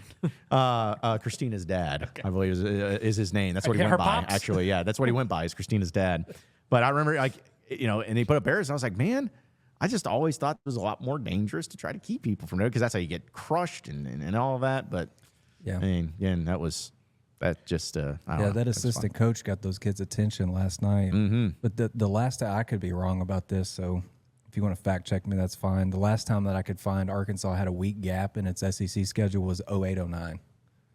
Really? Was that also the worst year ever? It actually, No, it was the year before. They were good that year. They were 14-16 that year. Oh, so? that was it. Yeah, Oh, not like great. overall. So they were 2-16. Yeah, that was the Great. 2-14 in the league. No bye weeks for So Arkansas y'all can't basketball. even when you're on the bye week, you're still getting hit with horrible realizations about this basketball team. that was the problem. Is they just. I think I've too got much that space. right. I'm still going through schedules. But I mean, no, the that's last I honestly could that find is sounds right, 08-09. because I feel like I have a pretty decent memory of those extremely long nights that I had at a student and being in the front row of the student section and every game that I possibly went to. But I do not remember a single time where I went a full week during conference play without a game. I definitely don't remember that in college, and I don't remember it since I've been on the beat. So I mean, how long have they been check doing out. the SEC Big 12 thing? I mean, good before one, that, yeah. it was the SEC Big East Challenge. Well, they played Michigan one time too. Was that That was just a home and home. that was just a home and home? Yeah. Yeah. So because the SEC Big East Challenge was always in non-conference play, kind of like what the Duke game was. And then only when the Big 12 Challenge started, which I think was when, I could be mistaken, I think was when A&M and Missouri joined the conference is when they started that. 13 then? Yes, because I think Syracuse basketball? was the last SEC Big East Challenge, and it was about that year in 2012, 2013. Yeah, because So- that I think that seems about right because was it 14, 15, they went to Iowa State for that. Yes. Yeah. Big 12, And because they I got remember I had smoked. a 15-page paper to do the day after that Iowa State game, and I didn't start until after that game ended. Yeah, because I remember it was like because that was the year that Mike Anderson was his best team with Portis and Qualls and all them, and they lost like 99-75, and I'm pretty sure that may have been the only because I remember they went down to play SMU that same year in Dallas, where oh man, his name just escaped me, the old Detroit Pistons Larry coach. Johnson. Larry Brown. Larry Brown, yes. Yeah, Larry Brown was the coach. Not Larry Johnson. Not Larry Johnson. Larry Nick. Brown. But I remember that was a tough game too. But yeah, I remember that may have been the first year was when Iowa State. Because I remember I was like, man, Iowa State, that's lame. I want Kansas. Those Iowa State teams were good now. Oh, I know they were. Yeah. Oh, what was that guard? Monty Morris was Monty on that Morris was team. good. George Niang. Niang is who I was thinking of. yeah. The guy who doesn't look like an athlete at all, but was a successful Right, NBA player right. for a while. Abdel Nader, you remember that name? Yeah. Played with the Suns for a little while. I think. What was that? Arkansas. Bab? Did Arkansas have a guard that went there? Nick Nick Bab. Babb. Did he went stay on there that the team? He was on that team. Yeah. Yeah. 'Cause he was a player that people were excited about the Oh, potential of what he wait. could Was be. he on Arkansas that year? Or? Yes, he was on Arkansas. Okay, Yeah, so State. he and then went the to next Iowa year he State, went to right? Iowa State. Yeah, Nick Babb. That is a throwback. I remember all about him. I thought Nick Bab was going to be. Yeah, after it's that year, cold, he went to Iowa State for 3 years. Man, and Interesting. it's amazing how that happens. Still, even back then, where players would play against other teams and then transfer to the said school. Pulled him. He got Musselmaned. Yeah, he got processed. But yeah, it's hard to get used to the midweek or not having a midweek game, but kind of nice at the same time. And we shouldn't get used to it because No. it will not happen. I mean, the midweek being opened allowed for me and Curtis to do a very special transfer portal big board update. We went through, I think it was like 13 or 14 different teams, and roughly grabbed a guy from each of those teams in terms of like, you know, if this guy becomes available in the portal after the season's over, you probably should pay attention to this guy. Or, you know, if we were in charge of literally anything other than a podcast, we would probably look pretty heavily into them. So we're excited to drop that Wednesday morning. Hopefully the PD doesn't see y'all's board and be like, "What are y'all about to do? Yo, what's going on here?" It looks like on Always Sunny when Charlie's got all the stuff. Yes, yeah. All all the stuff we're written missing is- everywhere, and all he's we're like, Can we missing talk is a about the bunch mail? of I'm dying to string. talk about mail. Can we talk about the mail? Yeah. Don't want that. "Y'all look like serial killers, man." I'll be honest Yeah, with you. That board is- I said they're that in- why are the pictures in black and white? when I brought up the just to add a little flavor to it. Save but some money on the said coloring when we- The ink is cartridges. tough Yeah. these days, I said man. when we started floating portal guys, I said sooner or later it's going to look like a serial killer podcast about basketball in here. So I mean, I did mission say accomplished. that. Yeah. I was in the room listening to him record it, and I was getting a little. I was like, "This might not be good. I gotta get out Yeah. of here." I was wondering how you guys wrote so small but so clearly with an expo marker I on the whiteboard. I just write really small. Some neat boys. That's Yeah. it. It's like, man, I can't even write in straight lines, much less like in that clear of context. But When I was a kid, I had a teacher tell me that if I write bad handwriting is like a good sign because it means your like brain is faster than your hand or whatever. So I embraced it when I was a kid. So my handwriting has just gotten progressively worse. don't they say that about like left-handed people too? Like, Yeah, you know, like, left-handed people are weird though. Yeah. They are not of. Unless you what Curtis pitch. They are thinks not going to about see that. God's kingdom. Let's just say that. I'm kidding. I'm Curtis, kidding. you got to speak up Hagen for all Smith will see left-handed God's people. kingdom, and so will Devo Davis, the only lefties. Anton Beard, maybe. Curtis Maybe. TBD. Curtis will coach. That's God's decision. Yeah. It's God's the coach's decision. decision. It's God's decision, ultimately. So Where's the God. post-game presser for God post-sentencing? Yeah. Just put out a statement too. I see God. Let him know. Jeez, man. Oh, man. But yeah, anyway, I don't even remember what we were talking about there. I think we just kind of got sidetracked, but it's Yeah, fine. I'm It's fine. sorry. It's what it is. It's It was fine. It's Scotty's a Tuesday. fault. We're all It good. was Scotty's fault. I did want to bring this up when we were talking about basketball anyways. But this came from Real Patino, as in Rick Pitino. He didn't put this out as far as a press conference or anything, but he did put out an actual tweet. This man's like 73. So he's obviously trying to fix college basketball. He's been a part of it a long time, and he's, of course, never had any sort of scandal. But he says, quote, "Okay, we all want solutions to preserve our great game. Today, I'm going to suggest solution 1. So this is big, especially when he has multiple points here. For basketball, have the Power 5 and Big East Conference commissioners get together and create a salary cap between 1.5 and 2.0 million. I don't know why he just put 2 million, but I anyways. like how he used N for Yeah, N. he probably ran out of characters. He's like, Yeah. 1.5 and $2 wouldn't million. All contracts delivered to the league and school offices. All other conferences establish their own salary cap. I would never exclude anyone from the NCAA tournament. Obviously, football is a different sport entirely, and some of their talent makes more than NFL players. More solutions to follow in the coming days." This is such a wild tweet. One, I got to start from the top. The known moral conscious Rick Pitino, a lot of integrity, we look great up to man. him. We look up to him. Man of character, everyone knows that. But what's he applying for, like, CEO? Like, what is he, like, who is asking for this opinion? Who The was like, NCAA CEO. he's like, This is more his- solutions to follow in the coming days. Who is asking for this? Yeah. It was like, Rick, you got to figure out a salary cap for the Big East, man. Yeah. We need someone to do it. He's like, comes in with a pamphlet, and he's just like, okay, all right, for our corporate structure, here's solution number 1. I want can't you guys get to over see more all this solutions stuff. to follow in the coming I days. think every day is the coming days for Rick Pitino. But I thought solution was... Oh, as long as he doesn't blow his load too early. You don't. Yeah, you want to space these announcement outs because you don't want to finish too quickly. You know what I mean? You got to make sure that you space it out. But So that like, makes if you're really going to go to $1.5 to $2 million, like nobody is literally trying to win titles. I like how 1.5 is that it's got to be between those two Curtis things. literally came on here last week, and you asked him, "What do you need to win a national title in basketball?" And he was like, 3 to 5 mil. Yeah. And Rick's like, "Oh, 2 tops." Yeah, So I nobody. I hope it works out. We for want him. the Big East to not be able to compete. He's only interested in winning conference titles. Yeah, because that's Now, still look, if you need want to eight. do salary caps and NIL, like, I'm not opposed to the idea, but it would be crazy for them to start doing conference, ones Yeah, and then like, be what varying is conference that? to conference. If you put a salary cap on the Big East, guess Good who's luck. not going to go to the Big East? Anyone who wants money. You know Yeah. what I mean? Like, Yeah. And it not especially only- if other conferences don't have a salary cap. Yeah. Now, Crazy. if this was our dad's Big East, back in the day of Syracuse and UConn and Georgetown in the glory days, like, yeah, that might be like, not the money wise, but I'm just saying, like, that would be something to win the conference championship. But this ain't our dad's Big East. Like, this is St. John's and Georgetown, who's garbage. Get your money up, not your funny up, Rick. Like, geez, everyone else is like, nobody is having trouble paying people. Yeah. Like, everyone's finding ways to do it. It's like, I don't know. Yeah. Like, I mean, it's just Sorry, funny you're to me. St. John. It's funny that he's like a solution. Like, is it like, first off, I thought a solution was 1. I didn't know there's multiple solutions. There's like more coming in the day. Yeah, more I wonder, are they going solutions. to all be pay for play, or are they going to be like, he's going to tackle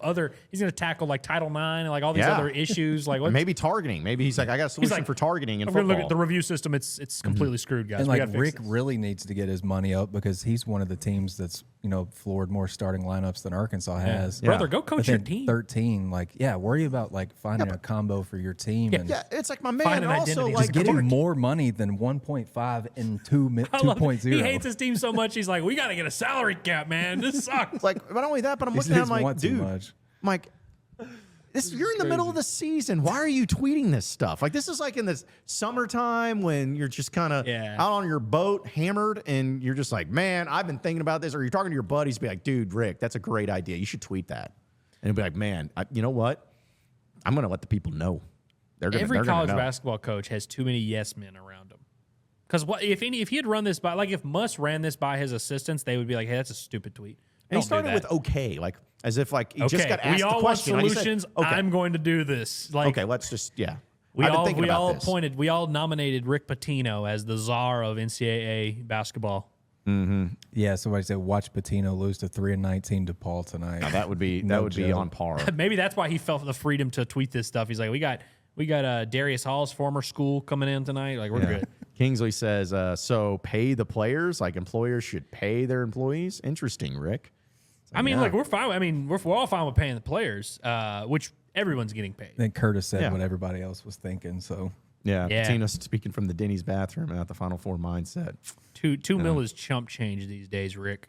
Yeah, like $2 million. Okay, what do you want? One player, maybe. Yeah. Like that. We'll Wouldn't give even you get a Lawson That Blake wouldn't for even $2 get you million. Hunter Dickinson. Yeah, I mean, come on. a Dickinson would get you like 0.8, like 4/5 of a starter. Yeah, like you could maybe get Jackson Robinson. maybe Patino's like, but I can coach him up because I'm Rick Pitino. By God, I'm gonna put him in their place and Muss will make it actually be work. all over this because if you gave every team the same number, Muss would find a way to be more efficient than the other guys. Oh, yeah. But Muss is not always competing against the, it's different things. Yeah. I think Muss is probably gonna. I hope he doesn't see this tweet. He's gonna be all over it. Yeah, throw a retweet. I will say though, like in theory, Our tweet at Yeah. Eric Musselman. in theory, I would be interesting to see if every program had like only $2 million and they actually legitimately only spent $2 million, like how it would play out. I 'Cause would think love coaching would really come into play. Setting a number and being like, we're not going to tell y'all how we dispersed it, but here are our 12 guys. We spent $7 million on them. Yep. Decide how Yeah. you want. Here's the how we're dice. playing them. Also, figure it out. Yeah. Like I think it would just be fascinating for more of like a study, like a survey Oh, yeah. of seeing, all right, because I think that would come into play of not only, players are being, how you spend it, but it's like you see all those things that get thrown around, like it's like, okay, you got $15 and each player, you got a $5 player, $4, $3, $2, and it's like you're starting 5, go. Arkansas It's like, spent that's all kind of how it theirs would end on up being. Tremont Mark and Trevin Brazil, and then Trevin ended up being a poor investment, and so they're screwed. Yeah. That'd be a fun exercise. Did they get their $2 back for Devo, whatever they spent? Did they get that back, or how does it work? I don't know. I think it probably just froze on their account for a little bit, and maybe they made that work. Hey, by the way, I want to issue an apology to Bet Saracen. I roasted them on the gambling show last week because they counted my Caleb Battle bet as a loss. You remember when they had the weird thing where they posted his bet at like 2.5 points or whatever, and then they changed it. I had gotten it in, and I was like, they accepted the bet and counted it as a loss at first. I was like, it definitely did not hit. And you're gonna but they take that finally up. went back. I don't know if it was because I made fun of them on the pod, but I apologize, Bet Saracen. Y'all ended up paying me my money. That's all I asked. Just to get paid for when you do win. That's all I can ask is that when I do place the correct bet, you give me the money for that Yes, bet. That's yes. all I ask out of anyone. I mean, it seems like not too much to ask out of anybody. Well, it was for a couple days there, apparently. That's why I made fun of them, but we're back. That's another thing too is I'm gonna be interested to see the Devo props. It's gonna be like 14.5. Yeah, like what is it gonna be? Like what are the odds? Scotty and said it at everything? 18 earlier, so they'll probably just roll with that number. Yeah, run it back like he did his freshman year against Georgia. I mean, probably 3.5 points, I'm 2.5 smashing the rebounds. over. Dude, No matter what. I'm smashing the over. Everyone, on the state of Arkansas, we're all going all in on this. He's gonna have the freshest legs in the building, brother. that. Yeah. Well, he's gonna I'm be saying about like it. if it comes out, just because it usually has done it with at least someone like Devo, it's done point total and then like assist total. So like if Devo, I think if Devo's at like 8.5 points and 2.5 assists or something, I'm hammering it. I will I'm say gonna hit it. where Devo, not to get into too much like on-court basketball talk. Yeah, we hate that. But where he could actually help this team is he's a guard who passes the ball. Like the last 2 games, I've charted potential assists and whatnot, and Jalen Graham led one game, I think, and then Mekhi Mitchell led by like a lot, against LSU. So Arkansas needs some guards on the floor that are not ball stoppers, and I mean Devo can be that at times, but I think first and foremost he's probably looking for other guys, so that could help. Yeah. I have an announcement for both of y'all. Uh-oh. We will hear from Eric Musselman. I was just about to say it. 11:30 a.m. Friday. First reported by Andrew Ellis. Everyone put that out there. Eric Musselman press conference, 11:30 a.m. Friday. Yep. And he did not get that from the email. Yeah, get your questions in First we not get reported that. by Andrew Ellis. Yeah. Like Yeah, I said, please credit. Please get y'all- credit. Get y'all's questions in the chat. so we could not ask them to him. Fishman wants to know. Yeah. Just please credit and tweet He at would say everybody his that name says back. it. Well, Fishman, the thing he does Yeah. do that. So. Black John Nabors wants to know. Yeah. Hey, Black Neighbors.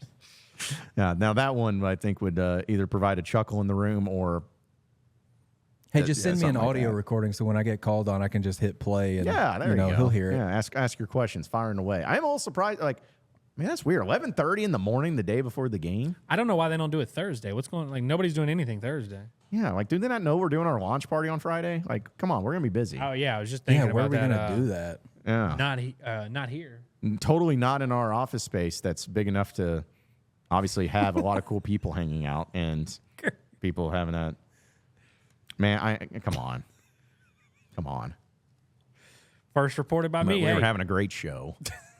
Start throwing stones across the way. I can also first report that the 49ers are going to win the Super Bowl, by the way. Yeah. I tell you what. It's reported by me, so we'll see.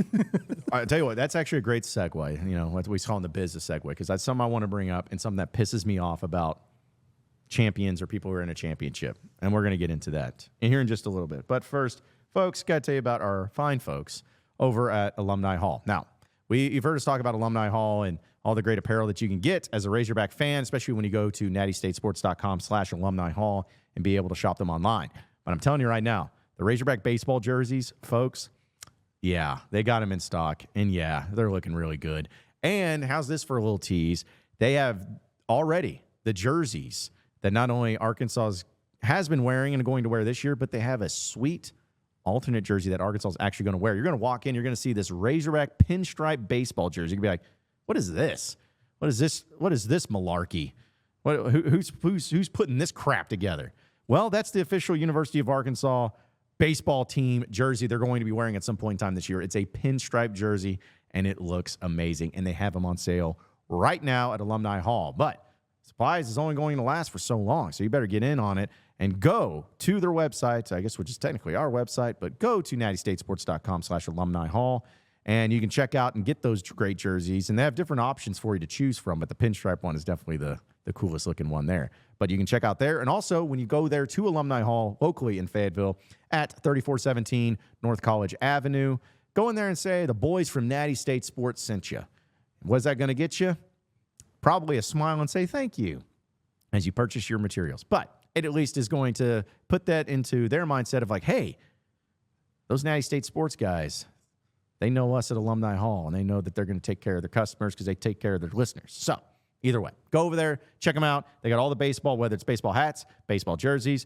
And even if you're not a jersey or a hat person, they still got all the great companies to choose from, whether it's Columbia, Nike, Peter Millar, Southern Tide, all the great stuff that you need for all of your Razorback apparel needs, men, women, children, even the dogs. So check them out today at nattystatesports.com/Alumni Hall or in-store at 3417 North College Avenue in Fayetteville. That is Alumni Hall. We'll take another break and come back with more of the John Nabors Show here live. Well, Fayetteville is 1,843 miles away, but the call of the Hogs can be heard all the way to San Francisco.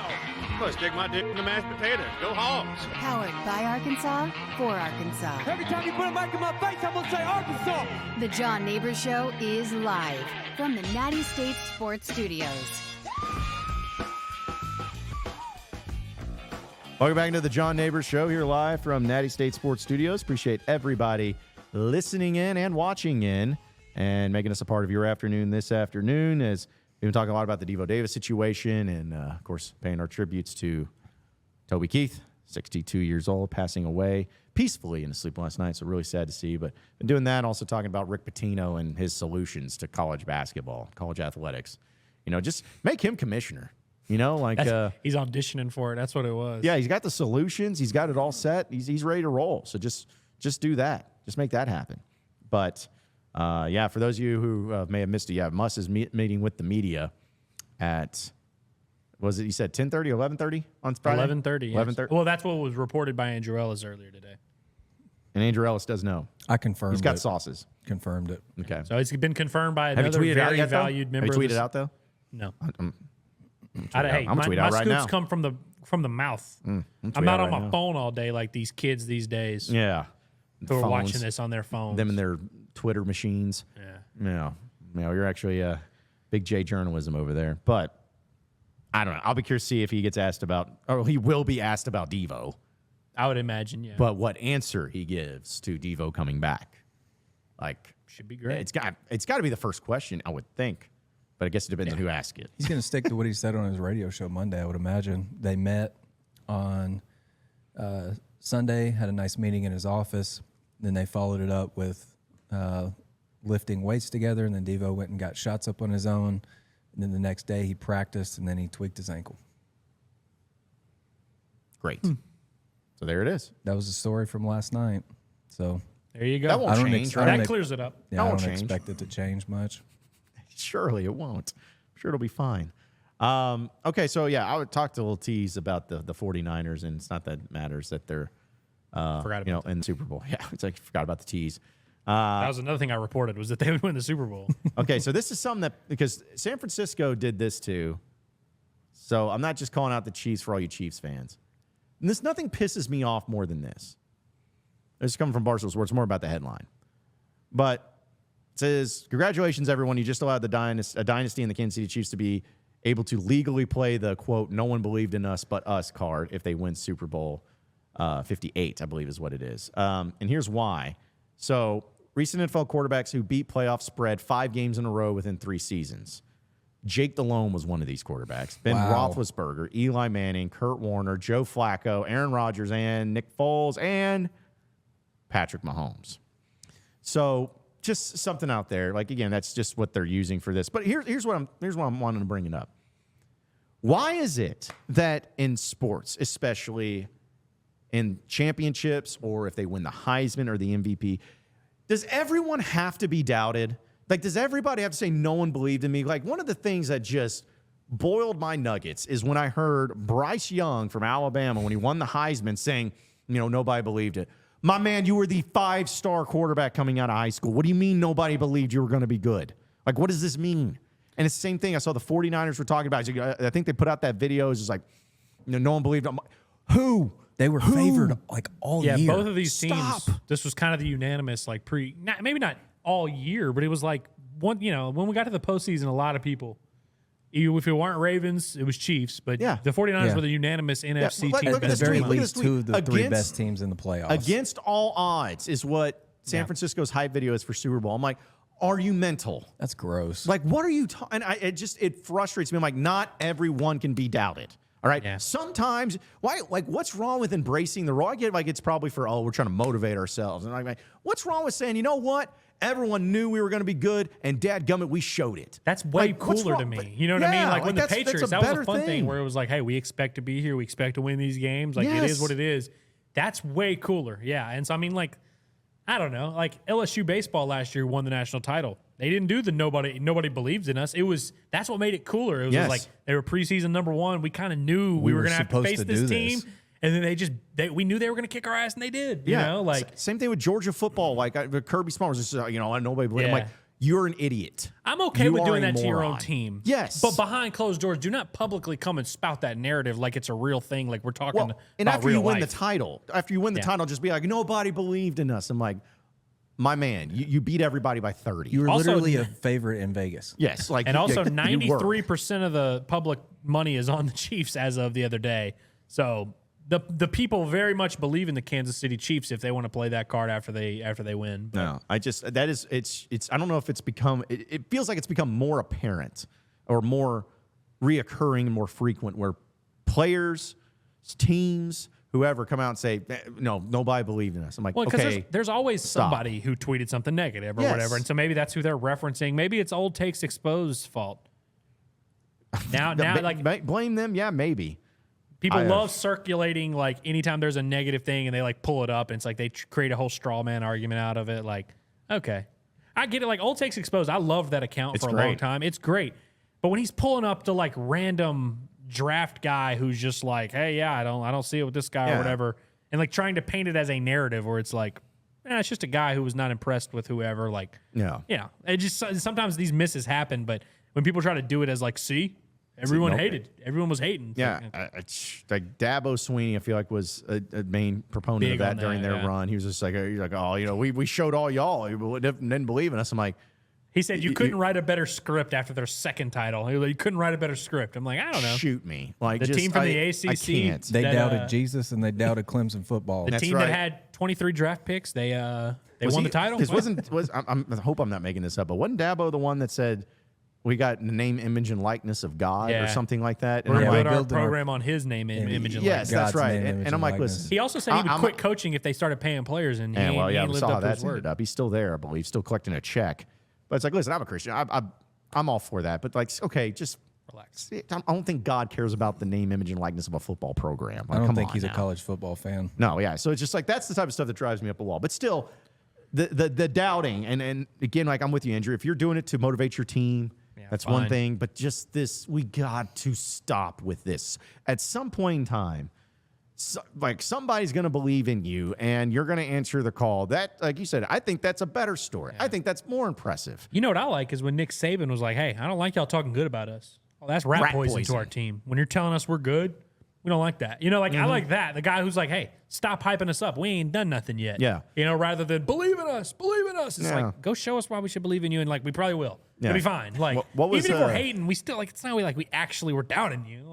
We just hate you. Yeah, because what was it, Nick Saban with the rat poison? Because one time they said, y'all try to feed us rat poison, and this rat poison tasted yummy. And I'm like, that's weird that you said it that way, Nick. But yeah, but he really Nick hates it whenever people will preseason rank Alabama #1, despite the fact that they have only 4 returners on defense or whatever, and he's like, hey, it's rat poison. Well, it's like what did he say? And man, I should have pulled up the clip if I knew we were going to go down this road. But where he's just goes on one of his rants where he has his T-Rex arms that he's just doing this with, and all right, and but he goes through he's like, all right, y'all just think that anytime somebody gets hurt, we just crap out another player, okay? And and it's just like, because you do.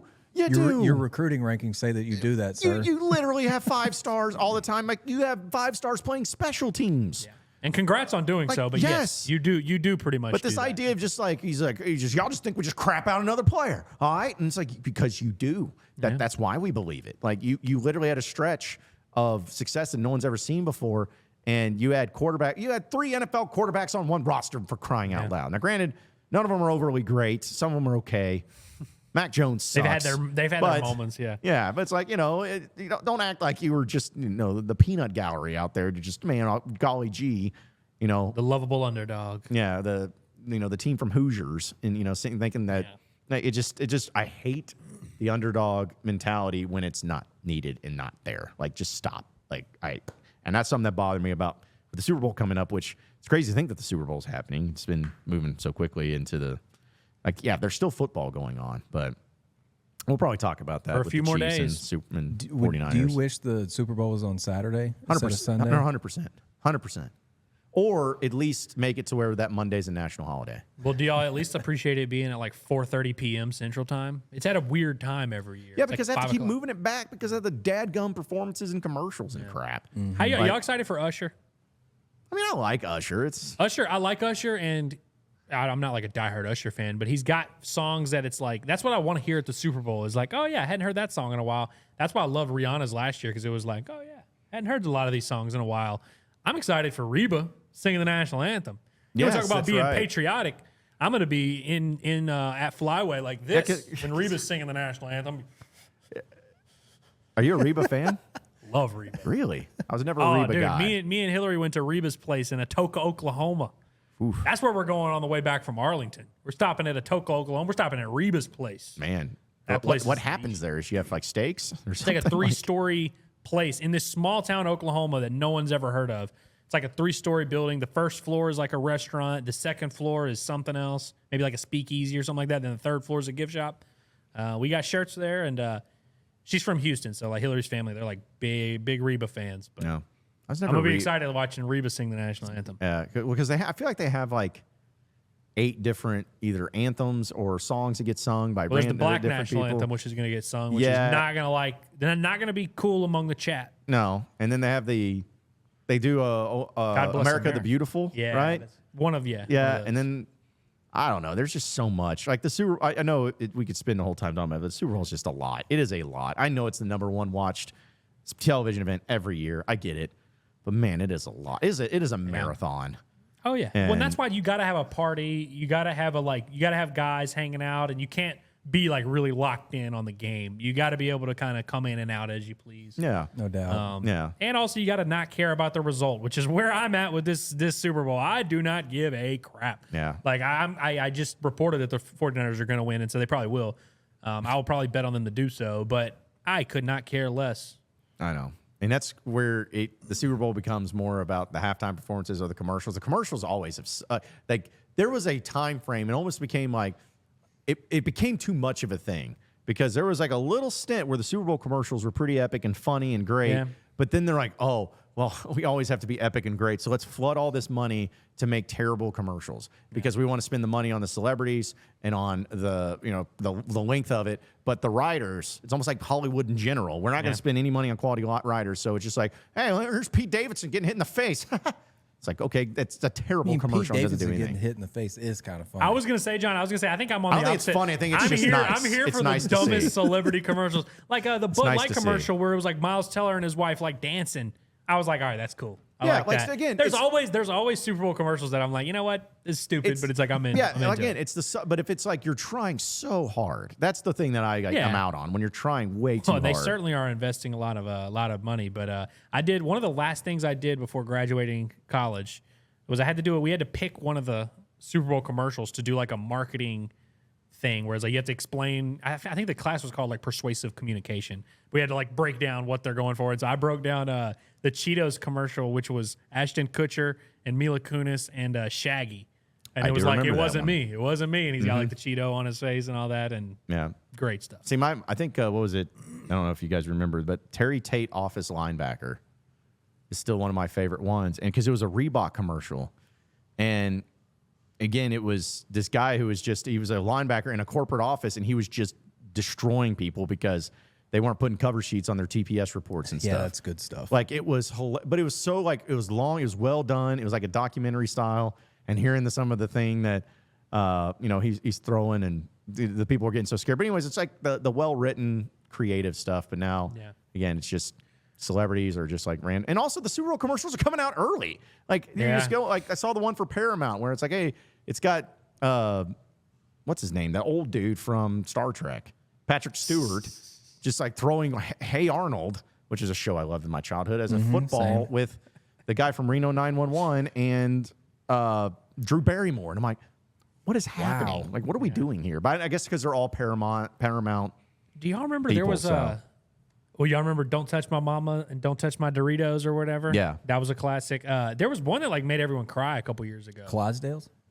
What was Yeah, it? it was a Or the pup- or Budweiser, the wasn't puppy? it? It's always Budweiser the is what I Budweiser think. I commercial. think it was Budweiser where it was like the puppy and then something. Yeah. Yeah, that one sucks. Like, don't make me cry. Don't do that stuff. Kills the vibes at the party. Come on. Everyone's just trying to hang out and have a good time, and you're over here killing puppies or I feel saying like puppies Doritos die. typically puts out some decent Doritos stuff. always has a good one. They had like some musical performance.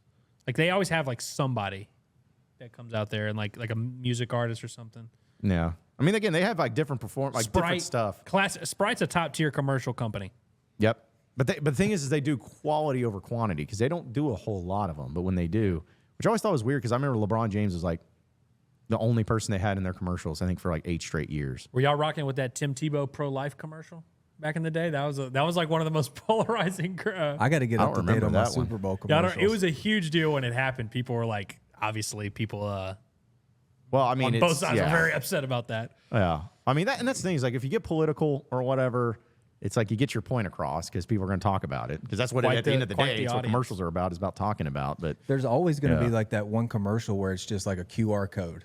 And it's just up to you to do anything with it, but it's going to sit on your screen for 15 seconds, and you're going to think the feed is Stop frozen. that. Whoever is doing that, stop that. We do not want to do that. I do not want to get on my phone and scan That a should QR be code. banned. It's usually That it's should going to be be like banned. And stop it's doing like it at the restaurants too. It's not like we've grown up past that. That's Right? typically like a crypto. yeah, Yeah. it's That going does to be a that right. virus in your phone. It's kind of like when, being an old time radio guy like me, when you couldn't put police sirens in commercials when you were producing them because if they had the wow wow like thing, people be like, oh man, I'm getting pulled over. I'm going to yank my steering wheel over here and die in a fiery crash. Like it's like I don't know how many people actually did that, but they stopped it. So it's like that's what they need to do with these QR codes and that nonsense is just stop that stuff. I'm expecting big stuff from DirecTV during the Super Bowl. DirecTV's commercials are always pretty like, they used to do the one where it's like, feel like they you used to be without so cable. good, yeah. I don't know if they still do, but I just feel like Super Bowl is a time where if you're a commercial person, you better show Here's up. the problem: they don't have the Sunday ticket anymore. I feel like that was a huge. What is get. it? The It's on progressive YouTube now. Unbecoming Your Parents, like Unbecome Your Parents. Yes, or those something are like always that. really fun. Oh, I'm ready we for- better I'm- see Flo. I'm ready for a new banger. Hey, I'm trying, with that series. y'all trying to That's a see great that one. AT&T lady? Oh yeah, Oh yeah, yeah. Oh, yeah. What was her name again? I don't even remember. Lily. Lily. I Yeah. think. I big don't know. content guy's a big fan of Lily. I would imagine he is. Yeah. BCG. He likes her. I don't know why. I bet he's a big fan. Yeah, he is a huge fan. Any Multiple Sydney fans. Sweeney content, you think, during these commercials? Oh, we'll see Yeah, Sydney Sweeney Sydney for sure. Sweeney should be Whoever in the there. coolest, like the most talked about actors in the world are, we will see them during the Super Bowl. and, Against our will. Taylor Swift, I'm sure, will have something. No way, John. Yeah, There's no way. Yeah, they'll she's fizzling out. Nobody knows who she is anymore. Yeah, fizzling out. Yeah, apparently she's not going to be there because she's going to do a concert we'll in have Tokyo. to see her during the commercials, during the game. Yeah, it'll be there. Y'all need to just grow up, man. Yeah. I was People like, are really upset about it, man. I cannot wait for the angry white The response angry on Facebook. tweets about Taylor Swift, like, "Why they're showing the suite again? She's drinking a beer with Brittany Mahomes." Like they, but she's hate not it, going to dude. be there though. Is she not going to be there? No, that's what I was saying. I was like, I thought that she was saying she's doing like a concert in Tokyo or something. Oh, okay. That's what I thought. I thought I heard that. I could be totally wrong. I feel like my wife has showed me a TikTok where it's like physically possible for her to be there because of the difference in the time and the flight. Like the flight would be Swifties crazy tap long, in. but I Let think us she know. could- Will Swift she be could do it. at the Super Bowl? Will she be in Vegas? Yes, let us know, please. I think she'll be there. Let us know.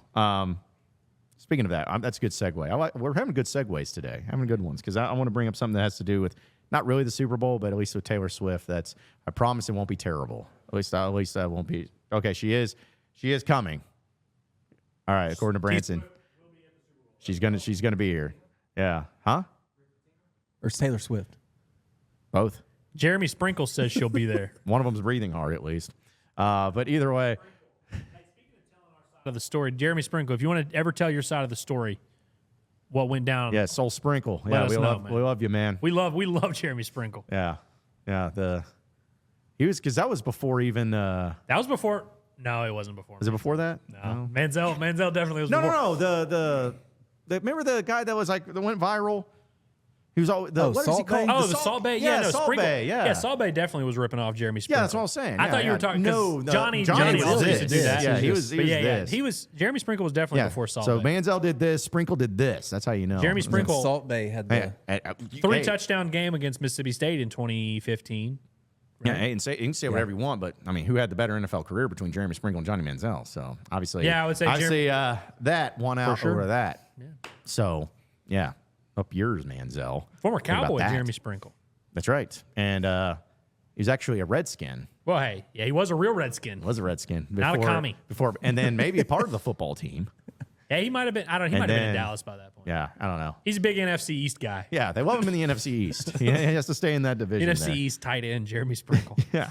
Well, we'll talk about some other nonsense as if we haven't already enough. But there is another thing that we have to discuss, of course, here on the show. And, of course, it's Manscaped. We are officially sponsored by Manscaped.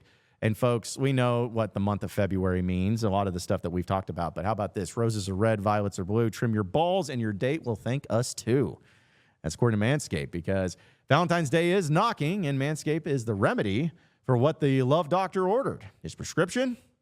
The all-new Performance Package 5.0 Ultra, designed to elevate your grooming game and shine like the heartthrob that you all are. Join the 10 million men worldwide who trust Manscaped with our exclusive offer right here on the John Nabors Show. You just go to manscaped.com to snag 20% off plus free shipping with promo code Natty. That's Natty. Again, manscaped.com to snag 20% off free shipping with that code Natty. And we know they call it the Lawn Mower 5.0 Ultra. So get ready to be the hero of Valentine's Day. It's the electric trimmer that features skin-safe technology regarding your V-Day treasure against any grooming mishaps, which, listen, there's nothing worse than having a mishap in your grooming in certain areas of your body. Fellas, you know what we're talking about. So again, get 20% off and free shipping with the code Natty at manscaped.com. That's 20% off free shipping at manscaped.com using promo code Natty, because your grooming upgrade awaits, ready to charm your Valentine's dates. We will take our final break and come back with the final segment here on the John Nabors Show, live from Natty State Sports Studios. So stay with us. Well, Fayetteville is 1,843 miles away, but the call of the Hogs can be heard all the way to San Francisco. Let's stick my dick in the mashed potatoes. Go Hogs. Powered by Arkansas, for Arkansas. Every time you put a mic in my face, I'm gonna say Arkansas. The John Nabors Show is live from the Natty State Sports Studios.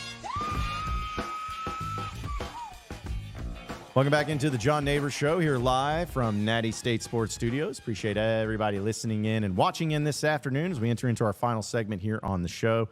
I want to remind everybody that if you ever miss any part of the show, you can always rewatch it back on YouTube. But you can also check out the podcast network here of Natty State Sports because we have so many other things going on here, not only with the John Nabors Show, but, of course, Pod the Palace, the Natty State Six-Pack, and the Bombastic podcast hosted by Andrew Ellis, which apparently is going well because people are it's almost like they're excited for baseball or something like that. I don't know. It's amazing. Or maybe they just like looking at your face. Could be that too. It's being dubbed the best baseball podcast ever. A lot of people are saying that. I'm not going to comment on those allegations, but it's been fun. Got a little long-winded today. I'll tell you what's nice. We figured out how to put timestamps and stuff recently. We put our brains together, and now we know how to put timestamps on stuff. So, like the Six-Pack and the Pod of the Palace and the the Bombastic podcast, they're going to have hyperlinks where you can click. Huge. You know what that also means? It means that people can skip your content pretty easily. Yeah, but they can also. There's nice ways for them to consume what they want to consume. Yeah. Well, I'm just saying, a wise man once said, don't ever put timestamps in your videos because that just gives people an eager amount to skip your other good stuff and skip over potential advertising and stuff. You know, I'm just throwing it out there. That's all I'm saying. But nobody would ever do that. Nobody ever do that. Nobody Everyone watches all of us from beginning to end. They don't skip. Yeah. Well, definitely not with ads. The average watch time on our vids is great. Yeah, I was say shit. Whatever we're doing is working, I would say, because we're crushing. But whatever it is you're doing is working. Hey, listen, if it ain't broke, don't fix it, as they once said. So they sure didn't skip over the last one. No, the best thing about Ellis's pod, and like aside from what he's saying, is the starting lineup, or did you go position by position with the first one? Last, yeah, I kind of want to just and then position by position. The pitching staff, like that stuff's evergreen still for about 10+ days. Yeah. Like, so it's that first pod is doing numbers right now. And I mean, you still got 10+ days to check it out once or more than once. Yeah. You can just that's the beauty. You can just watch it every day. That's what I do every day. I just watch it. You just need to feel your blood flowing. And since Curtis is talking crazy, I watch the Pod at the Palace every day too. So, yeah. Jeremy, by the way, has clarified that he was never a commander. He was never a commie. Good. But did you play for the football team, though? Was he in there? Yeah, he says WFT, not WTF. WFT. Okay. I thought that was WTF at first, too. I thought that was work from home. Yeah. If you were put that thing. Yes. Yeah. Well, again, the amount of misspellings we get in our also, chat Jeremy is really canceled for saying the R word. Wow. Yeah. Just throwing it out there. Just no love for the indigenous tribe. I thought it was 2024 Yeah, after geez, all. man. Yeah, man. All right, a few fun things to get into before we we've mailed it in, so we'll just continue to mail it in.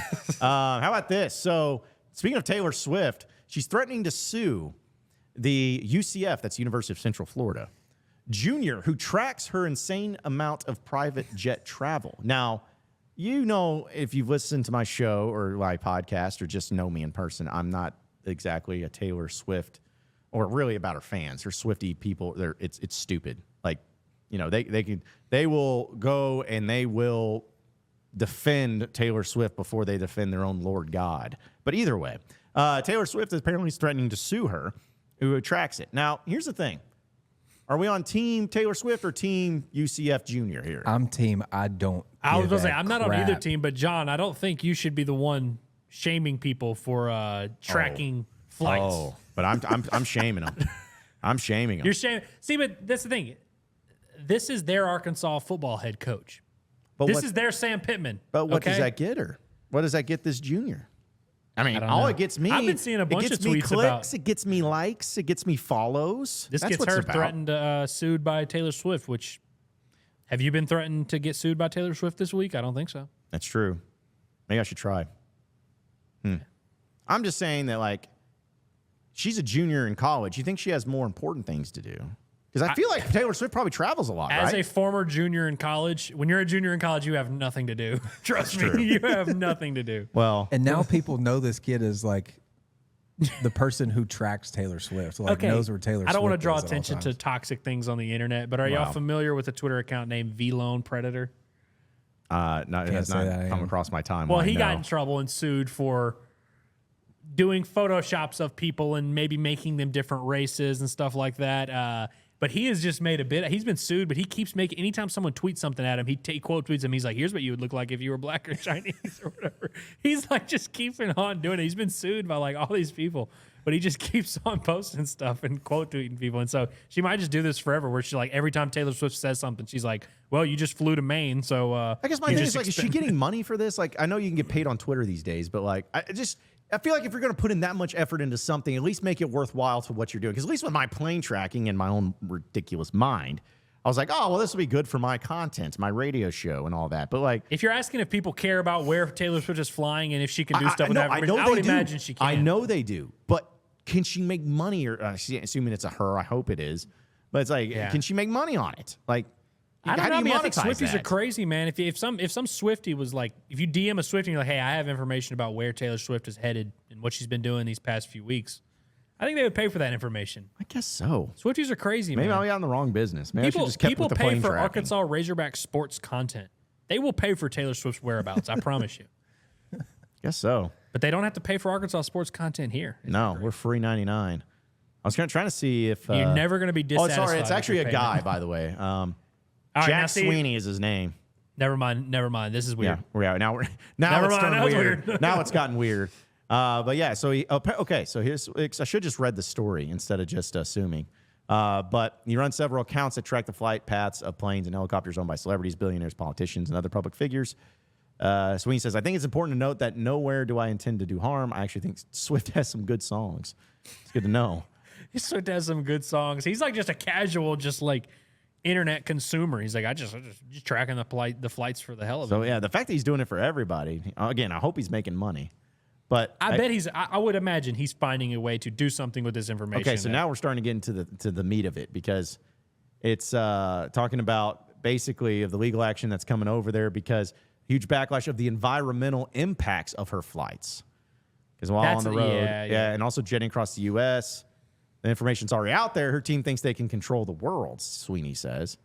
But after being crowned 2022's biggest celebrity polluter of the year, owning that coveted award, her team were quick to hit back, saying that she loans out her planes and also bought double the amount of carbon emission tokens that she's needed for touring travel. Based on the statistics tracked by Taylor Swift's jets on Instagram, the hitmaker's trips have produced 138 tons of CO2 emission to date. The singer would need to plant 2,282 trees and allow these to grow for 10 years in order to offset the environmental damage caused by her flights. Yeah. I could not be less interested in this. I know. Like, I was like, think of the penguins, man. But now think it's of the gotten penguins, weird. Taylor. Like, bro, she's got all the money in the world. All the money she wants. Let her travel where she wants. Who cares? Yeah, well, because not only that, but I'm like, all right. What about the turtles, Listen, if you care about, if you care that much about her environmental or carbon footprint, fine, whatever. But you know what? I guarantee she's done a lot more for humanity than you. That is true. Like, she's probably, you know how many millions of dollars she's probably done for charity. At least, again, I hope. It's not like I have an article about it, but I guarantee you she's done a lot more for humanity than you. So shut up. That's my thing. It's like, I get that, hey, we all want to do better for the environment. We want the planet, whatever. She brings a lot of people joy every night. She can pollute the earth a little bit. Yeah, a little bit. Yeah, and all these people, our grandkids are going to have to deal with it, not us. But also, I'm going to be like, well, so what do you want her to do? You want her to like go by raft? Like, you want her to float the Mississippi down? Like, what? It's just like, what do you want her to do? Because I feel like if you had her drive like a huge tour bus, you'd probably be, amount of carbon emissions. Does it have the auto stop when you come to a stop sign? Does it stop it there? Come on. Anyways, yeah, that story was not exactly the way I was planning it to be. Are we talking Drake on today's show or no? Man, I saw that. I was about to pull it up, but I don't know. We may run out of time. May have to save that for the 6-pack. I'm sure you guys mentioned that. Okay, 100 mini donuts. Yeah, so this is Joey Chestnut. Be honest with you. We've seen better work out of Joey Chestnut. I know, and I kind of want to. I'm going to play this video real quick. I'm sure we'll not have any problems with it. So, yeah, but Joey Chestnut. This is in Sacagawean. Oh. For an Saskatchewan, you mean? Not Sacagawea. Whatever it is. Sacagawean, whatever. The Lewis and Clark exploring companion? Yeah, and that's the city named after him? Her? Saskatchewan. Yeah, that one. That one works. Goodness gracious, man. By the way, Joey Chestnut just has very weird mannerisms. I mean, he's obviously an interesting cat. Like, just look at the way he moves. He moves He's an very athlete. interesting. He's an actual athlete. No, he's one of the best athletes ever. He's just an interesting cat, man. Just the way he moves, the way he like that video of him walking, where he's like, you know, there was raining at Coney Island, and he was like emphatic that they had to do it. Like, he's just an interesting guy. He's just a massive dork. I could watch him. I could watch him intestinal eat for days. I just want to know, like, you know, we're talking about money. How much money he's made. That's great. Oh yeah. Yeah. You want to talk about people who are polluting the earth? Probably the guy who's eating hundreds of thousands of hot dogs each year. I don't know. Yeah, probably him. That guy's probably. That guy's I don't want to bad. see his plumbing, man. I don't want to see it. Of course, I don't know. Maybe he goes out in the yard and pinching loafs out there, and maybe it makes the grass grow a little greener. Do you think I don't he's know. Like a litter box? Do you think he eats like an average meal? Dude, Ever? I bet his calorie intake is off the chain, man. I bet you he doesn't know what that's like. Like what an average Yeah, meal how do for you him. go from Yeah. eating what, like 50, 60 plus hot dogs to just having like a burger and fries? 'Cause you're supposed to, Ever, if you I'm think he ever not- does that? You see, that's what I'm saying. Like, I think you're supposed to keep it going from, like, you got to eat a lot to keep, like, I guess, in Yeah. shape for eating. So And also, Yeah, just, I mean- I think his organs just work differently than ours. does at he this enjoy point. food? Like, does he enjoy the taste of food? Like, that's my Nah, thing. not if you're eating At it this like point, that, I you don't know, man. I don't know. Imagine, He imagine eats- living that life where you can't enjoy the taste of food. Like, imagine that. Imagine So- never knowing what the enjoyment of a steak It's the most is. gluttonous man I've ever seen. Yeah, in my or life. like Big Chicken. Imagine never going to Big Chicken and just enjoying that. I don't want to live in that world. I don't want to have he that can put life. down 150 strips in 10 minutes. Yeah. It's like somebody asked me the question of like, oh, would you rather? Was like, would you rather have $50 million in your life, or would you rather have the perfect body, eat whatever you want, and never gain weight? Give me the money. No, I I'll think fly no. all No, over I'm the giving place. I'm giving to eat whatever I want. Yeah, man. I'm doing eating anything I want. If I could guarantee my health, Yeah, I would be eating like an absolute pig. yeah. You If know like what you basically, don't- where And it's I eat like, like a pig anyway, but I at least feel bad basically, about if it. you have the perfect body and you get the taste of food, but the impacts of the food you eat have no impact on you whatsoever. I think that's the greatest thing. You can also eat like a pig with $50 million.